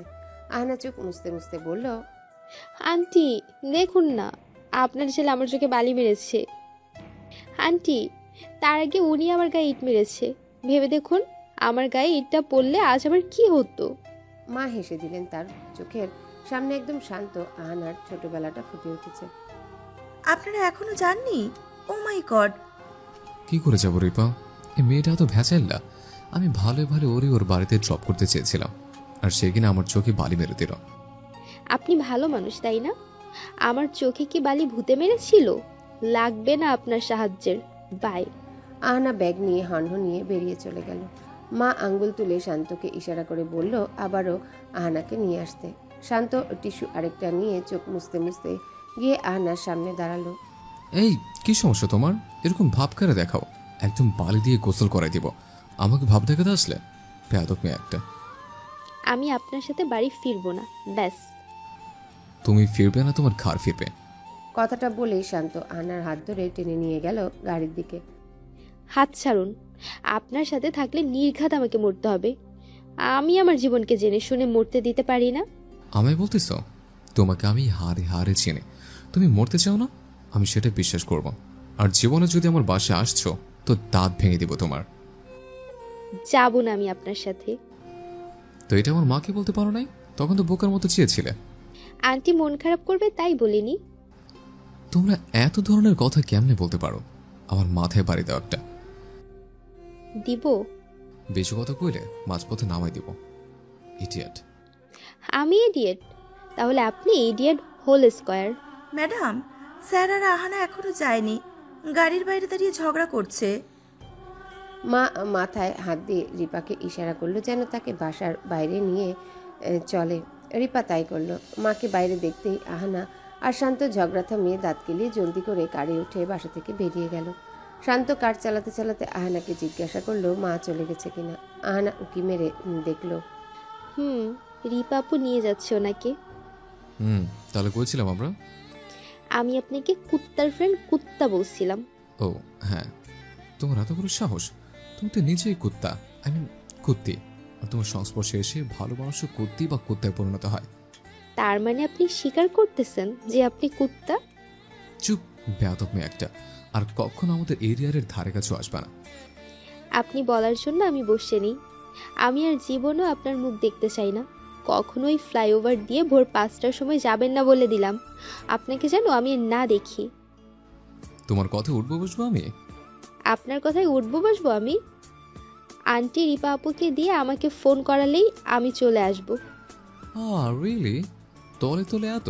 তার মানে তুমি চাও প্রতি সন্ধ্যায় আমি তোমাকে এইভাবে বাসায় বসে দেই? ও, এভাবে তো ভেবে দেখিনি। তো ভাবো। এক কাজ করা যায়, আপনি অফিস থেকে দেরি করে ফিরেন, তাহলেই তো হয়। তুমি আমার মাকে চেনো না। আমার মা রিপাকে দিয়ে আমাকে কল করিয়ে বাসায় আনাবে, তাও সিকনেসের কথা বলে। তুমি আমাদের বাসায় না আসলেই তো হয়। আর ফাইন, আমি ভোর 5টা ফ্লাইওভার দিয়ে যাবো না। ডিল? ওকে, ডিল। শান্ত সায়দাবাদ আসতে আহানা ওকে বলল গাড়ি থামাতে। বাসা কই? জেনে কি করবেন? তোমাকে এভাবে রোডে ছেড়ে দিলে মাকে কি বলবো আমি? তোমার বিশ্বাস নেই কি তোমাকে রেপ বা কিডন্যাপ করতে আসলেও তার সাথে ঝগড়া লাগাই দিবা তুমি? তাও যেন তোমার ঝগড়া না, একেবারেই মোক্ষম ঝগড়া। বেচারা পরে পাগল হয়ে পাবনার দিকে ছুটবে। কি বললেন? ফাইন, আমার কি? যদি এই ছোটোখাটো বস্তির এলাকায় ঢুকতে আপনার কোনো সমস্যা না হয় তো চলুন। আহানা গাড়ি থেকে নেমে হাঁটা ধরেছে। শান্ত গাড়ি থেকে নেমে পিছন পিছন আসছে আহানার। আহানা একটা টিনের বাড়ির সামনে এসে থেমে গেল। ওকে, যান এখন। আমার বাসায় এসে গেছে। কি? Are you serious? এটা তোমাদের বাসা? যতদূর জানি আয়াত আঙ্কেল তো আমাদের মতনই গাড়ি ভাড়া ছিল। তাহলে এখন এটা কি? তুমি সত্যি কি আয়াত আঙ্কেলের মেয়ে? আহানা চোখ বড় বড় করে ব্যাগ থেকে একটা পানির বোতল বের করে চিপি খুলে শান্তর মুখে ছুঁড়ে মারল বোতলের সব পানি। শান্ত হাত দিয়ে মুখ মুছতে মুছতে বলল, ফাইন, প্রমাণ পেয়েছে, আর প্রমাণ লাগবে না। তাই বলে পানিতে ভিজাইলা তোমাকে আমি? শান্ত এদিক ওদিক তাকিয়ে কিছু পেল না পড়ে আহানাদের বাসার দরজায় গিয়ে নক করলো কয়েকবার। আহানার মা এসে দরজা খুলে শান্তকে দেখে শাড়ির আঁচলটা নিয়ে মাথায় দিয়ে বললেন, কি চাই? এক মুখ পানি। মা, দিবা না বলতেছি। আহানা, তুই কখন এলি? আর উনি কে? আন্টি, আমাকে এক মুখ পানি দিন। আহানা মাকে মানা করে যাচ্ছে, মা কি করবে বুঝে উঠতে না পেরে মগে পানি নিয়ে শান্তর হাতে দিল। আহানা ততক্ষণ একটা নারিকেল গাছের পিছনে গিয়ে লুকিয়েছে। শান্ত এগিয়ে এসে গাছের পিছনে গিয়ে আহানার গায়ে পানি সব ঢেলে দিল, তারপর ফিরে আসলো। এ কি করলা বাবা? আমি তো কিছুই বুঝতেছি না। শান্ত নিজের রুমাল দিয়ে মুখ মুছতে মুছতে বলল, আর ভিজাবো আমাকে? অবশ্যই ভিজাবো, বেয়াদব একটা। আহানা, কি হচ্ছে এসব? আমি তো কিছুই বুঝতেছি না। শান্ত আহানার মাকে সালাম দিয়ে চলে গেল। আহানা ওড়না দিয়ে মুখ মুছতে মুছতে ঘরে ঢুকে বিছানায় ধপ করে বসে পড়েছে। কি রে, এবার তো বল, কি হয়েছে তোর আর ছেলেটাকে? শান্তি আন্টির ছেলে। কোন শান্তি? আরে রিয়াদ আঙ্কেলের ওয়াইফ। মা চোখ বড় করে আর 1 মিনিটও দেরি না করে দরজা খুলে দৌড় দিলেন। আরে আরে মা, কই যাচ্ছ? মা কিছুটা জোর গতিতেই শান্তর সামনে গিয়ে দাঁড়ালেন। শান্ত সবই গাড়িতেই ঢুকতে যাচ্ছিল। কি হয়েছে আন্টি? শান্ত, কত বড় হয়ে গেছো তুমি, আমার বিশ্বাস হচ্ছে না আমি আবার তোমাকে দেখতে পাবো, ভাবিনি কখনো। এসব বলতে বলতে আহানার মা কেঁদে দিলেন। শান্ত ওনার 2 হাত মুঠো করে ধরে বলল, কাঁদবেন না প্লিজ, বাট আমি একটা কথা বলছিলাম না, আপনাদের বাড়ি ঘরের এই হাল কেন? সে অনেক কথা, তোমার মা কেমন আছে সেটা বলো। আর সেদিন তোমার ভাই নাকি বোন হয়েছিল, সে কেমন আছো? সে কেমন আছে? আহারে, কতটা দিন দেখি না, কত খুঁজেছি তোমাদের। সে সময় তোমাদের একটা সাহায্যের আমাদের অনেক দরকার ছিল। কি হয়েছিল প্লিজ বলুন। বাবা আসো আমাদের এই ছোট্ট বাসায়, কিছু মুখে দাও, বলছি তোমাকে সব। শান্ত আহনার মায়ের সাথে ওদের বাড়িতে আসতেছে। আহনা মুড়ির বয়াম নিয়ে বিছানার এক কোনায় বসে হাত পা ছড়িয়ে শুয়ে শুয়ে মুড়ি খাচ্ছে। দরজা খুলে শান্ত ভিতরে ঢুকতেই আহনা ওকে দেখতে পেয়ে ঠিকঠাক হয়ে বসে ভ্রু কুঁচকে বলল, আপনি আবার বের হন আমার বাড়ি থেকে। আহানা, এটা কি রকম ব্যবহার? মা, তুমি জানো না, উনিও আমাকে ওনার বাসা থেকে বের হয়ে যেতে বলেছে কতবার। চুপ থাক, যা চা বানিয়ে নিয়ে আন। আহনা দাঁতে দাঁত চেপে রাগি গজগজ করতে করতে বিছানা থেকে নেমে রান্নাঘরের দিকে যাচ্ছে। শান্ত চেয়ার টেনে বসতে বসতে বলল, চিনি দিও না। আহনা দাঁতকে লিয়ে চেয়ে থেকে মনে মনে ভাবল, আজ তোরে আমি গুড় দিয়ে চা বানাইয়া খাওয়াবো। শান্ত আহনাদের রুমটা ভালো করে দেখছে। সে নিজে যে চেয়ারটাতে বসে আছে সেটা একটা কাঠের চেয়ার। তার পাশে একটা পুরনো কাঠের টেবিল আছে, সেখানে কিছু বই, কলমদানি আর একটা আয়না। সামনে একটা বিছানা, তবে এটা হলো চৌকি টাইপের, হেলান দিয়ে বসা যাবে না ওরকম খাট। আর কিছু নাই রুমটাতে। আহনার মা চোখ মুছতে মুছতে কথা শুরু করলেন। তোমার আয়াত আঙ্কেল মারা যাওয়ার পর আমরা যখন বাড়ি ফিরি, তাকে কবর দেওয়ার পর তখন জানতে পারি সকল সম্পত্তি নাকি আহানার চাচু মজনু নিজের নামে করে ফেলেছে। কি করে করলো বুঝে উঠতে পারিনি আমি সে সময়ে। আমাকে তারা পরের দিনই আহানাকে সহ বের করে দিয়েছিল বাসা থেকে। আমি পুলিশের কাছেও গিয়েছিলাম, কিন্তু তারা পুলিশকে কাগজপত্র দেখিয়ে দিয়েছে, আর পুলিশ আমাকে জানালো সেখানে নাকি সাফ সাফ লেখা আছে আহানার বাবা আহানার 18 বছর হওয়াতে দেরি, তাই আপাততের জন্য সকল সম্পত্তি মজনুর নামে রেখে গিয়েছিল, যেন তার আকস্মিক মৃত্যু ঘটলে তিনি সম্পত্তি সামলাতে পারেন। আর মজনু ভাই কিনা আমাকে আর আহানাকে বের করে দেয়, যেন আমাদেরকে তিনি চিনেও না। আহানার বাবা এমনটা করবেন না কখনো, তা আমি জানি। হয় তিনি আহানাকে নমিনি করে যেতেন, আর না হয় আমার নামে করে দিয়ে যেতেন, কিন্তু মজনুর নামে যে করে দিয়েছে সেটার কথা আমি ঠিক সেদিনই জানলাম।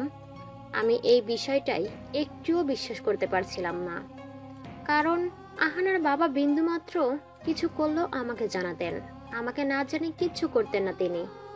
তাহলে দলিলটাতে যে সই ছিল সেটা কি ছিল সেটাই বুঝতে পারলাম না আমি আজও। আমার বাবা মা কেউ নেই, পাশে পেলাম নিজের বোনকে। আমি গরিব ঘরের মেয়ে ছিলাম। আমার বোন আমার সাথে আমার বাসায় থাকতো। বাবা মায়ের মৃত্যুর পর থেকে সে একটু পড়াশোনা করতে বেশি করেনি, তাই সে বাসা থেকে বের করে দেওয়ার পর আমরা 3-4 দিন আমাদের বাসার দারোয়ান কাশেম চাচার বাসায় ছিলাম। আহানার বাবার প্রতি শ্রদ্ধা ছিল বলেই তিনি আমাদের আশ্রয় দিয়েছিলেন সেদিন। আমার বোন রোকেয়া অনেক চালাক চতুর। সে কদিনের মধ্যেই কোনো মতে একটা গার্মেন্টসে ঢুকে যায়, আর আমিও বাধ্য হয়ে গার্মেন্টসের চাকরি শুরু করি। দারোয়ানের বাসা ছেড়ে একটা বাসা খুঁজে পাওয়া পর্যন্ত। আমরা এক দাদির বাসায় ছিলাম। ততদিনে দাদিটা অনেক ভালো ছিলেন। আমার বোনের পরিচিত ছিল। তার মেয়ে নাকি আমার বোনের সাথে গার্মেন্টসে কাজ করত, তাই আমাদের সমস্যার কথা শুনে আমাদের থাকতে দেন। সেদিন আহানার দামি দামি জামা আমি বিক্রি করে হাড়ি পাতিল এইসব কিনতাম। ওর জন্য তখন 2-3টা জামা ছিল অবশিষ্ট। টাকার অভাবে আমি সব বিক্রি করতে বাধ্য হয়েছিলাম সেদিন। এতদিন ভালো পরিবেশে থেকে বড় হয়ে তারপর এরকম একটা অবস্থায় হুট করে এসে পড়ায় পরিবেশের সাথে মানিয়ে নিতে আহানার বেশ হিমশিম খেতে হয়েছিল। তো আঙ্কেল নমিনেও তো করে যেতে পারতো আহানা নামের সম্পত্তি দিয়ে, সেটা করেননি কেন? আমি সেটা বুঝলাম না। বাবা, আমারও এটা মাথায় ঢোকে নেই, কারণ একদিন আহানার বাবা আমাকে এই ব্যাপারটা সম্পর্কে বলেছিলেন। বলছেন আহানাকে নমিনি করে দিবেন। তাহলে সম্পত্তি মজনুর নামে কি করে হলো সেটাই তো বুঝলাম না। কাফলা আছে? তখন আপনাদের বাসায় কেউ ছিল না বলে কেস যেতে পারলেন না। শেট।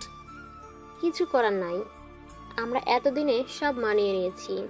একা 3জন মেয়ে আর কত লড়তে পারে। তা তোমার মায়ের কি খবর এখন? অনেক ইচ্ছা তার একটু দেখবো। আপন বলতে উনিই ছিলেন। তোমাকে তো সেই ছোটবেলায় দেখেছিলাম। কত বড় হয়ে গেছো তুমি, আমি চিনতেই পারিনি। আমেরিকা থেকে কবে এসেছো? আমি সেদিন এসেছি যেদিন বাবা আর আয়াত আঙ্কেলের অ্যাক্সিডেন্ট হয়েছিল।